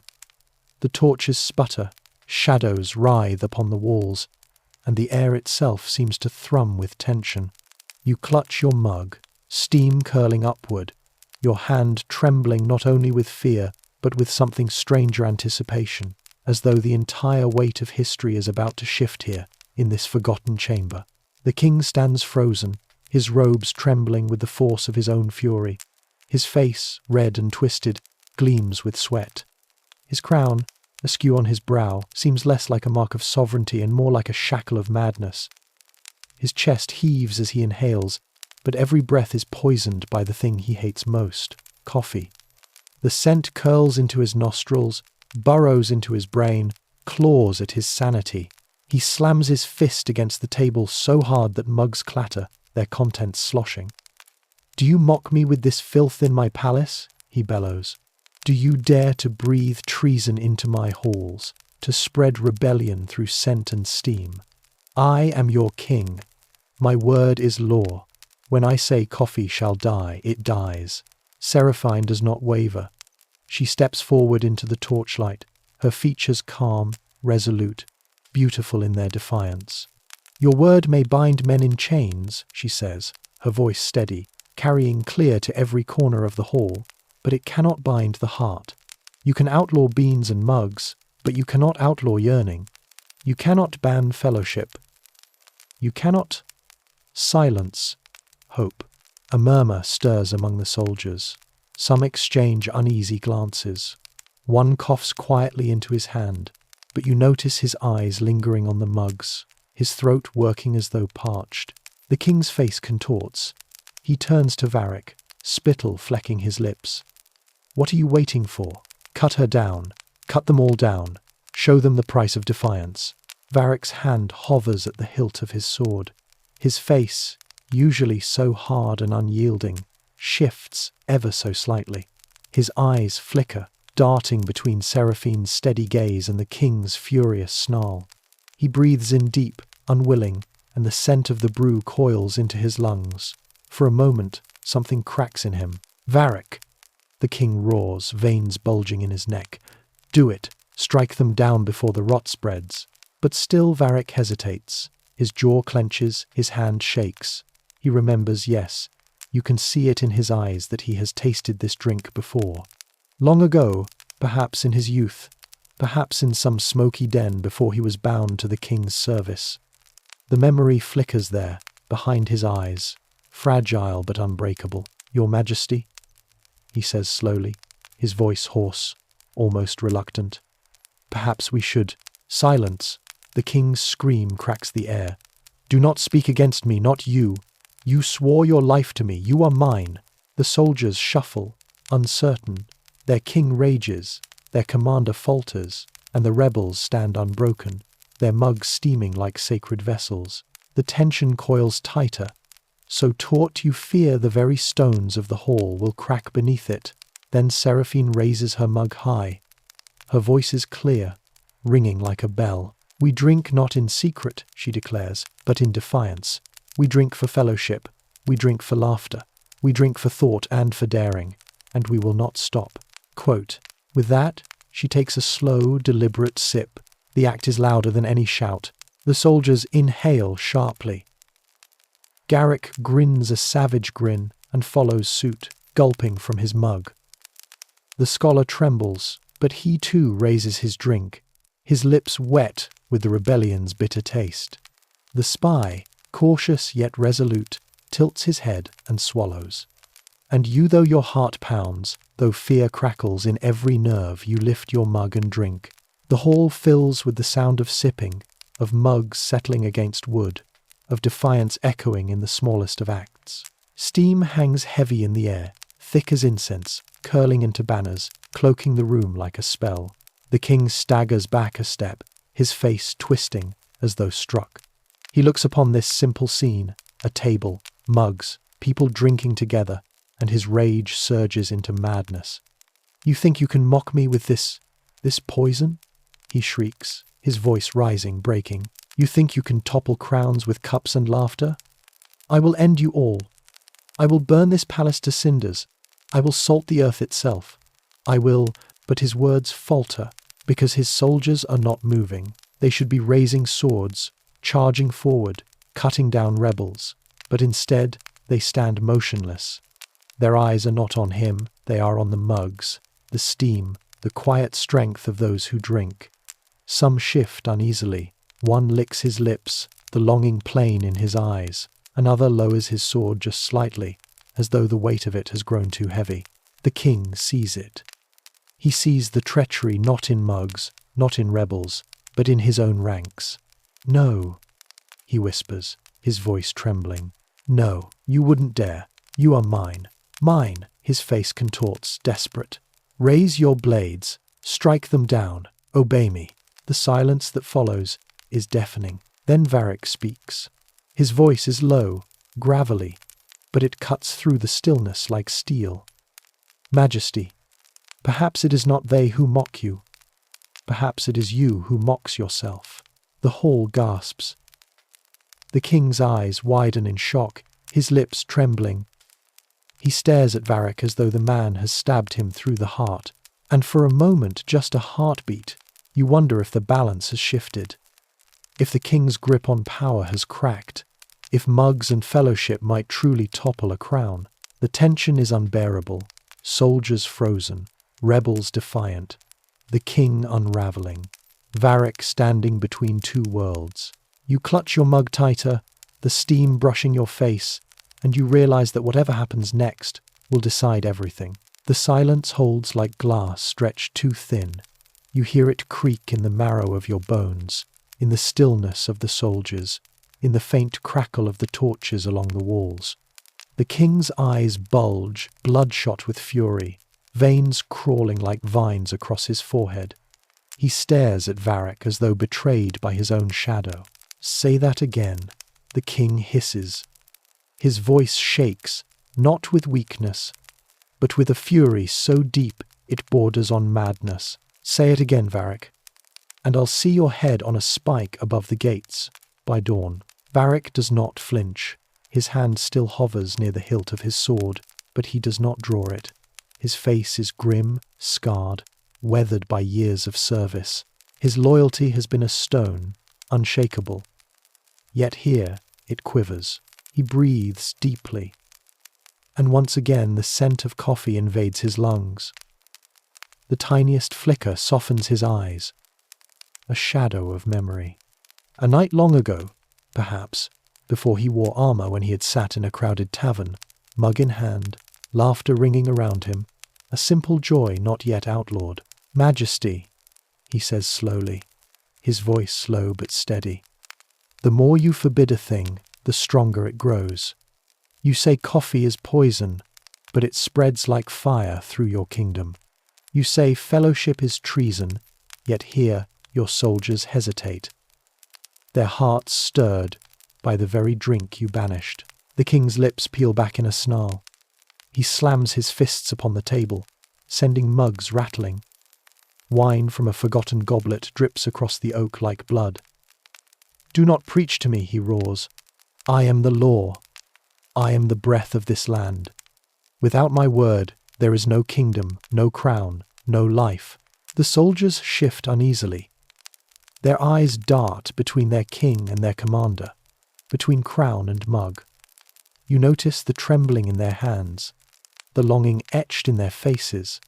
They are men who have lived under this decree for years, forced to drink water like peasants, denied the warmth of gatherings, the spark of thought that coffee kindled.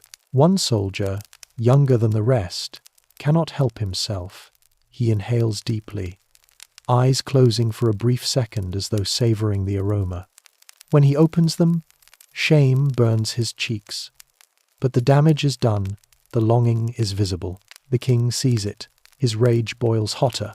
"You!" he screams, pointing at the boy. "Step forward, now." The young soldier hesitates, then obeys, his boots echoing nervously across the stone floor. He stands before his king, trembling. "Tell them," the king demands, spittle flying. "Tell them coffee is rot. Tell them it is poison. Tell them it is treason. Speak, boy, or I'll cut your tongue myself."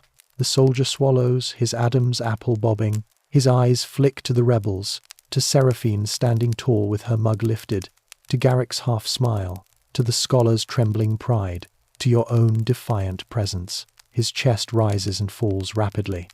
And then, he whispers, almost inaudible, "It smells good." The words fall like a hammer blow. The king reels as though struck. His face contorts, purple with fury. "Traitor!" he shrieks. He lunges forward, snatching a torch from the wall, his eyes wild. "If my soldiers will not obey me, if my commander has gone soft, if my hall itself reeks of rebellion, then let fire purge this palace. Let it burn, let it all burn." He raises the torch high, embers scattering. The rebels gasp. Soldiers cry out in alarm. The king's arm trembles, ready to hurl fire onto the table, onto the banners, onto the very rebels themselves. But Varric moves. His hand snaps out, gripping the king's wrist like iron. The torch sputters, its flames spitting dangerously close to both men. Gasps echo through the hall. No one has ever touched the king without permission, let alone stopped his hand. For a moment, the two men lock eyes. The king's fury is feral, rabid, unhinged. Varric's gaze is steady, heavy with years of loyalty and the final crack of its breaking. "No more," Varric says, his voice deep, final. "You would burn your own palace, your own men, your own throne, all for the fear of a drink? You are not a king. You are a prisoner of your hatred." The torch wavers. Embers rain down, hissing as they strike the stone floor. The soldiers stand frozen, watching this impossible moment unfold. The rebels hold their breath, mugs still clutched in their hands, knowing the fate of everything rests in the balance. The king snarls like a cornered beast, spittle dripping from his lips. "Release me, Varric. Obey me." His voice cracks with desperation. "I am your king." But Varric's grip tightens. His scarred face draws closer, his words dropping like stones into silence. "A true king inspires loyalty. You rule only through fear, and fear burns away faster than fire." The king howls in rage, thrashing against Varric's grip. The torch wrenches sideways, its flame brushing dangerously close to the velvet banners. For a moment, you think it will all end in fire. But Varric twists, his strength overwhelming, and the torch crashes to the stone floor, sputtering out in a shower of sparks. The hall plunges back into silence, broken only by the crackle of candles and the faint hiss of dying embers. And in that silence, something shifts. The soldiers look at one another, their eyes wide. They do not move to arrest Varric. They do not rush to their king's side. Instead, one by one, their gazes drift back to the mugs upon the table, to the steam curling upward, to the simple, stubborn defiance of fellowship. The king stumbles, his chest heaving, his eyes bloodshot with fury and terror. He looks not like a ruler, but like a man unmasked, small, fragile, desperate. His voice breaks as he whispers, "You will all pay. You will all—" But his words falter. No one answers him. The silence is no longer fear, it is rejection. And you, clutching your mug, realize the truth. A crown can command swords, but not hearts. A king can ban beans, but not yearning. And tonight, in this hall, his power is slipping like sand through desperate hands. The stillness is unbearable, thick as smoke, tense as a bowstring drawn too far. Every torch sputters, every shadow stretches long across the stone floor. Every breath feels like thunder. The king's chest heaves, his crown tilts on his sweat-slick brow, and his hand still twitches as though grasping for the torch that lies dead upon the ground. No one moves. Not the rebels, not the soldiers, not even Varric. The entire hall is a painting suspended in time. You grip your mug tighter, the warmth against your palms the only thing that convinces you that this is real, that you are not dreaming some impossible scene. Then it begins. One soldier, his face pale, his eyes darting nervously, lowers his sword. The clang of steel against stone is louder than thunder in that silence. The sound jolts everyone like a crack across the world. His gaze flicks to Seraphine, to her raised mug, to the steam curling upward like a blessing. His lips tremble, but he does not speak. Instead, he simply breathes in deeply, as if he's been drowning all his life and has only now found air. The king whirls on him, eyes bulging, spit flying. "Pick that up," he shrieks. "Pick it up, or I'll see your head roll." But the soldier does not obey. He stands straighter, steadier, as if the weight of his sword gone from his hand has freed his soul. Another soldier shifts. His fingers loosen.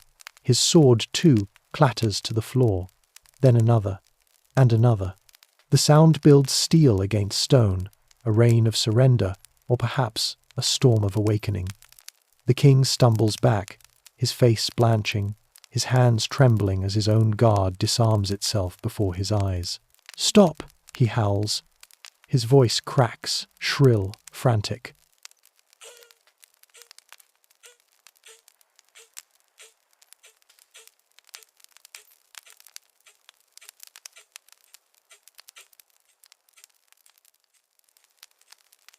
But his words falter, drowned by the growing murmur. The soldiers whisper to one another, not loudly, but enough. Words slip between them like sparks in dry grass. Smell, taste, freedom, and then it happens. One of the younger soldiers, perhaps the very same boy who had dared whisper, "It smells good," takes a step forward. His boots echo in the chamber. His hands shake as he reaches for a mug from the table. For a heartbeat, no one breathes. Even the rebels freeze, unsure. The king screams, a sound torn from madness itself. "No, drop it, I command you!" But the boy does not listen. His fingers close around the mug. He lifts it, his eyes wide with both terror and longing. Steam curls into his face, bathing him in warmth. He brings it to his lips, hesitates, then drinks. The hall gasps. The king staggers back, as though the boy's act has struck him like a blade. "Treason!" he shrieks. "Treason in my own house! I'll have you flayed alive. I'll have you." But the boy lowers the mug, his trembling fading, his face softening into something new. Not fear, not shame, peace. "It's wonderful," he whispers. The spell shatters. The soldiers surge.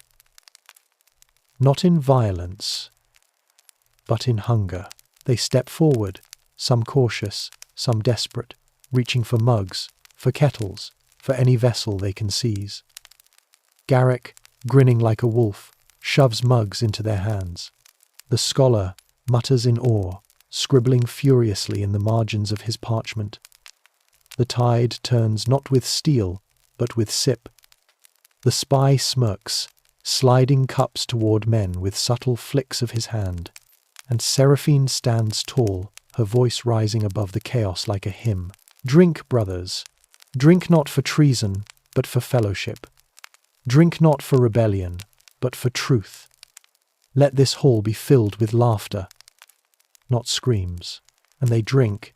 The sound is everywhere now, mugs clinking, throats swallowing, sighs of relief, murmurs of astonishment. Steam rises in thick clouds, a fog of rebellion that clings to hair and armor alike. You drink too, each sip warming you from the inside, turning fear into courage. Imagine it, a king's soldiers, once sworn to blades and crowns, now bonded by mugs, sipping like children starved of joy. The king watches, his face twisting with disbelief. His knees buckle, his hands claw at the air as though trying to rip the scent from it. No, no, no, no, you cannot do this. You cannot defy me. I am your king. I am your king. But his words sound small, broken, drowned out by the murmur of fellowship filling the hall. Varric finally speaks, his deep voice cutting through the murmurs like a drumbeat. Majesty, he says, slow and heavy, look around you. You no longer command men. You command only fear, and fear has fled this hall. The king shakes his head wildly, crown slipping, robe trailing, his fury dissolving into desperation. He claws at Varric's chest, spittle dripping from his lips. You betrayed me, all of you. You will burn, every last one of you. You'll... But his words crumble as more soldiers drink, as laughter ripples quietly through the hall, cautious but rising, like dawn breaking after the longest night. And in that moment you understand. The king's power was never steel, never crowns, never decrees. It was silence, fear, and fear has shattered, drowned in steam and fellowship. Still, the king rages, his voice raw. He grabs a fallen sword, his hands shaking, his teeth bared. He looks not like a ruler now, but like a beast cornered, snarling against inevitability. His eyes burn with hatred. But behind it, yes, you see it, fear. The king grips the fallen sword, his fingers slick with sweat, his knuckles white with desperation. He brandishes it wildly, the blade catching the torchlight, trembling in his unsteady hand. The hall, however, does not recoil. No one steps back, no one scatters, no one shrinks from him. Instead, they watch the rebels with quiet defiance, the soldiers with wide, uncertain eyes, Varric with grim finality. And you realize in that heartbeat that this once mighty king now looks smaller than he ever has. His voice breaks as he screams, I am sovereign. My word is iron, my will unbreakable. You will kneel, you will obey, or I will drown this hall in blood. The soldiers murmur among themselves, but their swords lie forgotten at their feet. Many grip mugs instead of hilts, steam curling around their faces. Some even smile faintly, the bitter taste of rebellion staining their lips. Imagine it an army that was once his iron fist, now softened by the warmth of a drink he called treason. Majesty, the word cuts through his tirade like a blade. Seraphine steps forward, her mug still in hand, her eyes unwavering. Her voice is calm, but it carries, steady as a bell. You mistake obedience for loyalty. You mistake fear for faith. Look around you. The king does. His eyes dart from soldier to soldier, from rebel to commander, from torchlight to shadow. Everywhere, mugs glow faintly in the firelight, lifted like tiny beacons. The air is heavy with steam, thicker than incense, heavier than smoke, filling the hall with a scent that has become the heartbeat of defiance. They do not obey you, Seraphine continues. Not anymore. You cannot ban what lives in their hearts. You cannot forbid what warms their souls. You cannot unmake fellowship with a decree. Every law you wrote was a chain, But tonight, the chains are broken. The king snarls, his voice shrill. Broken? You call this mockery strength? This filth? This rot? This drink? He spits the word like venom. I'll see it erased from the world. I'll see the beans salted, the fields burned, the very memory of it cut from your children's tongues. Varric steps forward then, towering beside Seraphine. His voice rumbles low, dangerous, yet strangely mournful. Majesty, you are blind. This is not filth. This is life. You could have embraced it, could have let it bind your people closer to you. Instead, you tried to smother it. And like all things smothered, it grew stronger. The king whirls on him, his sword slashing the air in fury. Silence, silence, or I'll gut you where you stand.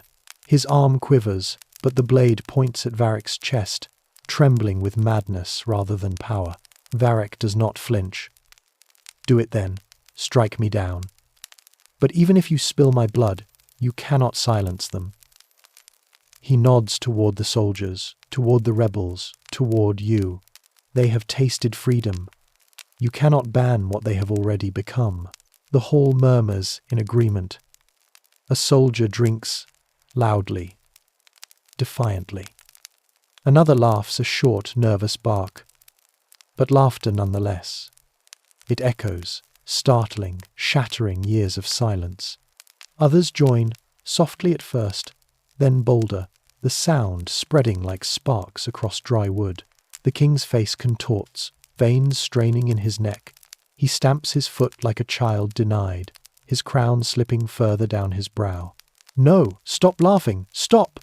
His scream shatters, high-pitched and raw, the voice not of a ruler, but of a man unraveling. He lunges forward suddenly, swinging his blade wildly. Soldiers recoil, but not from fear, more from pity. The rebels hold steady. Seraphine unflinching, the blade's arc slices empty air, clanging uselessly against the table. Sparks fly, mugs tremble, liquid splashes across the oak surface. The king stumbles, panting, wild-eyed. His knees sag beneath him. He looks less like a monarch and more like a beggar draped in finery. Still, he spits venom. You think you've won? You think this is over? I'll... But the words choke in his throat, strangled by exhaustion and despair. And then he falters. The sword clatters from his grip. The sound rings louder than his shouts, louder than his decrees, louder than all his madness. His hands dangle uselessly at his sides, shaking. He falls to his knees, his robe pooling around him, his crown slipping fully onto the floor with a dull, hollow clang. The soldiers do not cheer. They do not move to seize him. They simply stand, mugs in hand, watching the ruin of a king. Seraphine approaches slowly. She kneels just far enough to meet his eyes. Her voice is soft now, almost gentle, yet steady. You cannot command heart's majesty. That is the truth you feared most. And tonight, the truth has undone you. The king shudders, tears streaming hot and silent down his cheeks. His mouth opens, but no sound emerges, only a dry rasp, like a man drowning. His hands claw at the air, as though trying to grasp power one last time. But there is nothing left to seize. Around you the soldiers drink openly now, laughter rising in hesitant bursts. Garrick claps a man on the back, sloshing his mug over both of them. The scholar scribbles furiously, muttering, "This moment will echo for centuries." The spy smirks knowingly, sliding another mug into a soldier's eager hands. And you sip again, the taste richer than ever, because it is flavored with victory. Imagine it, a crown lying forgotten on cold stone, while mugs are raised high, the king's law drowned in steam and laughter. But this night is not yet finished. The king still kneels, broken but dangerous, and Varric still stands between him and the rebels. History itself holds its breath, waiting for what comes next. The silence after the crown hits, the floor stretches long enough to feel like eternity. The clang still vibrates in your ears, as though the hall itself has swallowed the sound and now hums with it. The king kneels in the pool of torchlight, bent and broken, his breath ragged, his eyes wild with denial.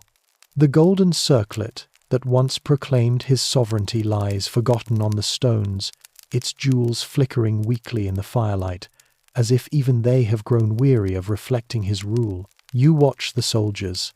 These men and women, once bound in fear to his commands, no longer look like an army. They look like people. Some lean heavily on their spears, others cradle mugs as if they were shields, and a few stand taller than you've ever seen them, as if the air in this hall has granted them a courage long denied. One soldier, barely more than a boy, freckles scattered across his face, gazes at the crown, then looks back at the king. He shakes his head slowly, almost sorrowfully, before lifting his mug to his lips and drinking deep. The sound of his swallow echoes, a soft rebellion, yet more powerful than any war cry. Another soldier follows, lifting her mug high, steam curling upward. Then another, and another, until the hall is filled with the quiet symphony of mugs meeting lips, of defiance brewed into every drop. The king slams his fists against the stone floor. "Stop!" His voice cracks, pitiful and hoarse. "Stop this madness. I am your king, your master, your god, ordained sovereign. You cannot, must not defy me." He gropes for the crown, but his hand trembles too much to grasp it. His fingers scrape against the jewels before sliding away. He looks up then, desperate, eyes bulging, spit on his lips. "I command you."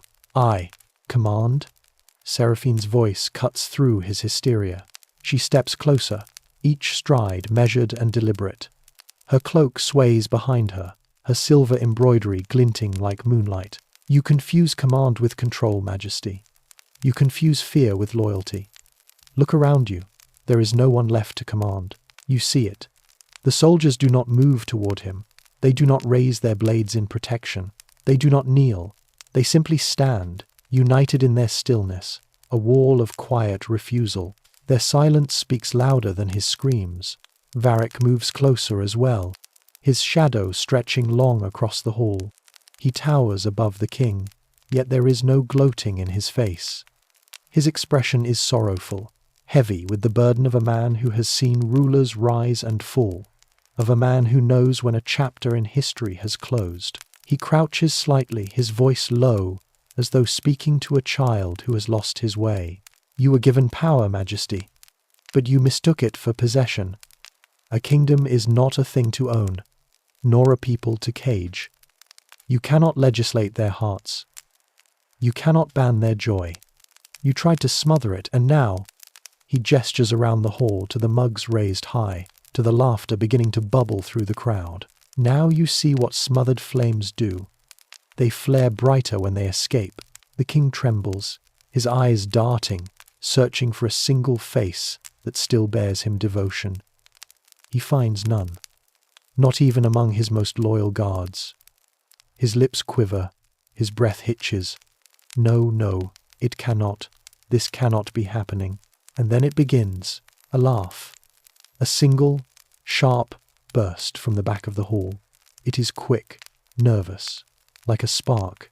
The sound makes the king flinch as if struck. His head jerks toward it, eyes widening with rage and terror. "Silence!" he bellows, spit flying. But it's too late. Another laugh follows, warmer this time, rolling from one of the merchants who slipped in with the rebels. Then a chuckle from a soldier, then another from a scholar. The laughter spreads like wildfire across the hall, echoing off the stone, growing louder, bolder, uncontainable. Soon it is a storm, a flood of sound, a chorus of defiance. You cannot help but laugh too. The sound bursts from you before you even realize, a release of tension so long suppressed. The soldiers join. The rebels join. The very air vibrates with it. Imagine it an entire hall laughing in the face of the man who sought to silence laughter itself, who tried to ban fellowship, to outlaw joy. The king howls. his voice lost beneath the tide. He clutches at his ears as though the sound itself wounds him. He staggers, eyes wide, face twisted with despair. "Stop! Stop! I cannot bear it!" His knees scrape raw against the stone as he doubles over, his voice breaking into sobs. His hands clutch his head, crownless, helpless, undone. The laughter grows only stronger. Mugs slam onto tables, soldiers clap each other on the backs, rebels cry out between fits of mirth. Some laugh until tears stream down their cheeks. Some pound the tables, the sound like drums of victory. The torchlight flickers wildly, as though fanned by the very breath of rebellion. And then Seraphine lifts her mug high, her voice ringing clear above the laughter. To fellowship, to freedom, to what no king can ban. The hall erupts in a cheer, mugs raised high, liquid spilling and steaming as they clash together. The sound shakes the rafters. Garrick sloshes half his drink across his chest and doesn't even care. The scholar abandons his parchment to raise his mug as well, his ink smearing into chaos. Even the spy grins, teeth flashing in the firelight. As he lifts his cup and drinks deep, the king collapses fully, curling on the floor, rocking like a child. His sobs are lost beneath the roar of voices, the ringing of mugs, the joy of a people who have reclaimed their right to laugh, to gather, to drink together. Imagine it. The fall of a crown not marked by swords, not by blood, but by the sound of laughter and the taste of bitter brew. History itself will write this night not in ink, but in steam and mirth. The soldiers no longer look at the king. Their eyes are on each other, on the rebels, on the mugs in their hands, and you know it is done. The ban has failed. The decree has died in its cradle. Yet, deep in your bones, you also know this. A kingdom does not simply shed its ruler without consequence. Tonight is victory, but tomorrow is uncertain. The laughter still echoes when the first torches begin to gutter out, their smoke coiling toward the rafters like shadows fleeing the dawn. Yet the hall remains alive, voices crashing together in waves of cheer, mugs raised and clattering, boots stamping on the stone floor. The king lies curled on the flagstones, shuddering, a broken man in a sea of triumph. His cries have dwindled to a rasp, drowned by the defiance he sought to extinguish. But then, slowly, the sound begins to shift. The laughter softens into murmurs, the stamping quiets, and a hush creeps through the crowd. It is not silence of fear this time, but of anticipation. Everyone feels it, the weight of what must come next. The king is beaten, but he is not gone. A crown still lies on the floor. Power, like spilled wine, has pooled in the room, waiting to be claimed. Seraphine steps into the center of the hall, the firelight painting her in hues of gold and shadow. Her silver-threaded cloak shimmers faintly, and in her raised hand she holds her mug, still steaming, as though it were a torch guiding the way forward. Her eyes sweep the hall, meeting soldier, scholar, merchant, rebel alike. "Tonight we have laughed in the face of tyranny," she says, her voice ringing clear. "We have proven that no decree can silence the human spirit, but laughter alone cannot build a future. We must choose what comes after." Her words ripple through the hall, stirring the crowd. Garrick pounds the table once with his fist, nodding. The scholar leans forward, ink-stained fingers trembling with excitement. Even the soldiers, weary but watchful, straighten their backs as though bracing for judgment. Varick takes a step beside her, his frame casting a long shadow over the kneeling king. His voice rumbles like distant thunder. The law is dead. The man who made it is undone. But a kingdom cannot exist without order. Tonight we decide. Does the crown still matter? Does this man still rule? All eyes turn to the king. He lifts his head slowly, his face streaked with sweat and tears, his once proud features twisted in despair. His lips tremble, but no sound escapes. His hands reach weakly toward the crown, dragging it an inch across the stone before his strength fails. He looks like a man drowning in a sea of faces, desperate for a rope that will never come. "Look at him," Seraphine says softly, but her voice carries. "Once he was feared, now he is pitied. Once his word could shackle us, now his pleas cannot even stir us. Tell me, does such a man still wear a crown?" A soldier steps forward, the freckled boy from earlier. His spear clatters to the floor as he bends, lifting the crown from where it fell. He holds it aloft, its jewels flickering in the firelight. The hall inhales as one, the weight of the moment settling over them. The boy looks at the crown, then at the king, then at Seraphine. His voice cracks as he speaks, but the words are clear. This crown belongs not to him, but to all of us. A cheer rises, ragged but fierce. Mugs slam against tables, boots stamp once more. The boy places the crown, not on the king's head, but on the table beside Seraphine's mug. The message is clear. The people will not kneel to a man, they will raise their fellowship above him. The king lets out a strangled cry, crawling weakly toward the table. "No, no, it is mine. It is mine by right. You cannot take what the gods bestowed." But when his hand reaches for the crown, another hand stops him. Varric's massive palm presses gently but firmly against his wrist, holding him in place without violence.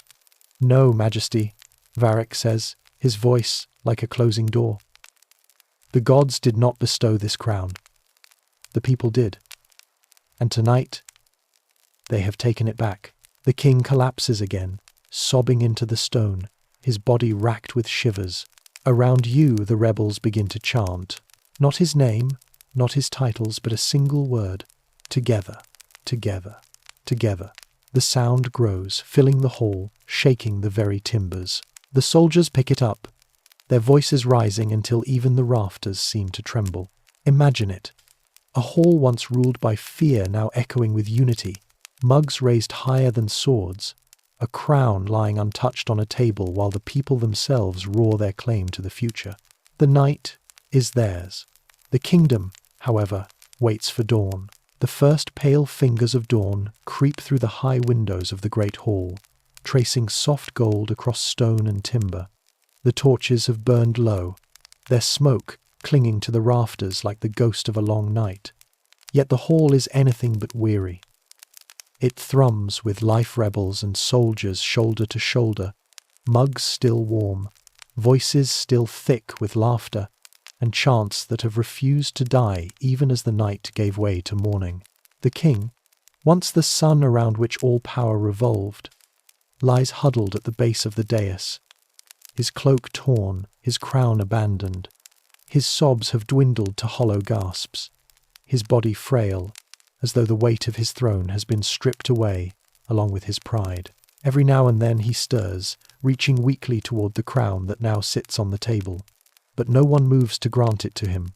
The sight of him no longer commands obedience, only pity, and pity, in its own way, is sharper than scorn. Seraphine stands at the center of it all, her silver-threaded cloak catching the glow of dawn. She raises her mug high, steam curling in the light, and the hall falls silent at her gesture. Her voice is clear, though soft, a calm breaking through the storm. "We have tasted fellowship tonight, and we have seen what no law, no king, no fear can destroy. This drink, this simple act of gathering, is more than comfort. It is freedom. It is our bond, and we shall never surrender it again." A roar of agreement answers her, a sound that shakes loose dust from the beams. Garrick slams his mug down so hard it cracks, but he doesn't care. He only grins, teeth flashing, as he bellows his approval. The scholar, ink smeared across his nose, scribbles furiously, muttering, "They will speak of this for centuries." Even the spy laughs freely, his careful mask discarded, as if tonight has released even his guarded heart. Then Varric, the commander, steps forward. His armor glints in the dawn light, but his face is weary, grave. "The night is won," he rumbles, "but a kingdom cannot survive on laughter alone. We must decide what becomes of the man who once ruled us." He gestures toward the king, who groans weakly, clutching at the hem of his robe. A hush falls. The air thickens, as though the hall itself waits. This is not a decision to be made lightly. Mercy and vengeance wrestle in every heart present. You feel it too, the pull of justice, the ache of compassion, the desire to end tyranny forever, but also the hesitation to spill blood when laughter has already undone him. The king lifts his head, his eyes red and swollen. "Spare me," he croaks, his voice little more than a whimper. "Spare your king, and I will. But the words falter, collapsing into silence because he knows. He has nothing left to promise, nothing left to offer. Serene lowers her mug and sets it beside the crown. Her hand rests between them, as if weighing both. "What say you?" she asks the hall. "Shall he remain to haunt us? Shall he fall, his crown broken with him? Or shall he live powerless, a relic of a time already past?" The hall murmurs. Some call for exile, others for chains, a few for death. But louder than all is the chant that begins again, rising like the tide. Together, together, together. It is not vengeance they hunger for. It is unity. It is a world where no single man can sever them again. Varric nods, solemn. Then let him live not as king, but as witness. Let him see what his people become without his chains. Let him wander, crownless, through the streets where laughter thrives. The decision is made. The king slumps as if struck, his face pale, his body sagging. Soldiers approach not to drag him to a block, but to lift him gently to his feet. He stumbles, broken and trembling, as they guide him from the hall. The crowd does not jeer, nor cheer. They simply watch in silence, the weight of history pressing upon them. When he is gone, Serene takes the crown in her hands. For a moment, the hall is breathless, waiting to see if she will claim it. But instead, she raises it high, then sets it upon the table again. "This belongs to no single head," she declares. "It belongs here, where voices meet, where mugs are raised, where laughter cannot be silenced." And so it remains, a crown not on a throne, but on a tavern table, beside steaming mugs that carry more power than any jeweled circlet. The hall erupts, not in chaos, but in joy. Songs break out, verses half-remembered and wholly spirited. Soldiers dance with merchants, rebels embrace scholars, and the air fills with the heady perfume of roasted beans. Outside, the bells of dawn begin to toll, their peals mingling with the voices inside. Imagine it an entire kingdom, waking to a new age. The law against coffee shops, shattered. The fellowship they bring, immortalized. From this morning forward, every gathering, every laugh, every steaming mug will be an act of triumph, a quiet rebellion made permanent. The king who tried to ban coffee shops will live on only in cautionary tales, while his people thrive in joy, united by something greater than any throne. And you sip the last of your drink, savoring it, knowing you have stood in the heart of history. The taste is sweeter now, for it is flavored not only with beans, but with victory. So the story closes where it began, not with decrees, not with fear, but with mugs raised high, laughter filling the air, and a truth too powerful for any crown to ban. Fellowship cannot be silenced. Now dim the lights once more, if they've crept back on. Let the hum of your fan carry you deeper into rest. And when you dream tonight, dream of stone halls alive with laughter, of kings undone, not by swords, but by mugs. Because tonight you were there when a crown fell, and a kingdom was reborn with the steam of coffee.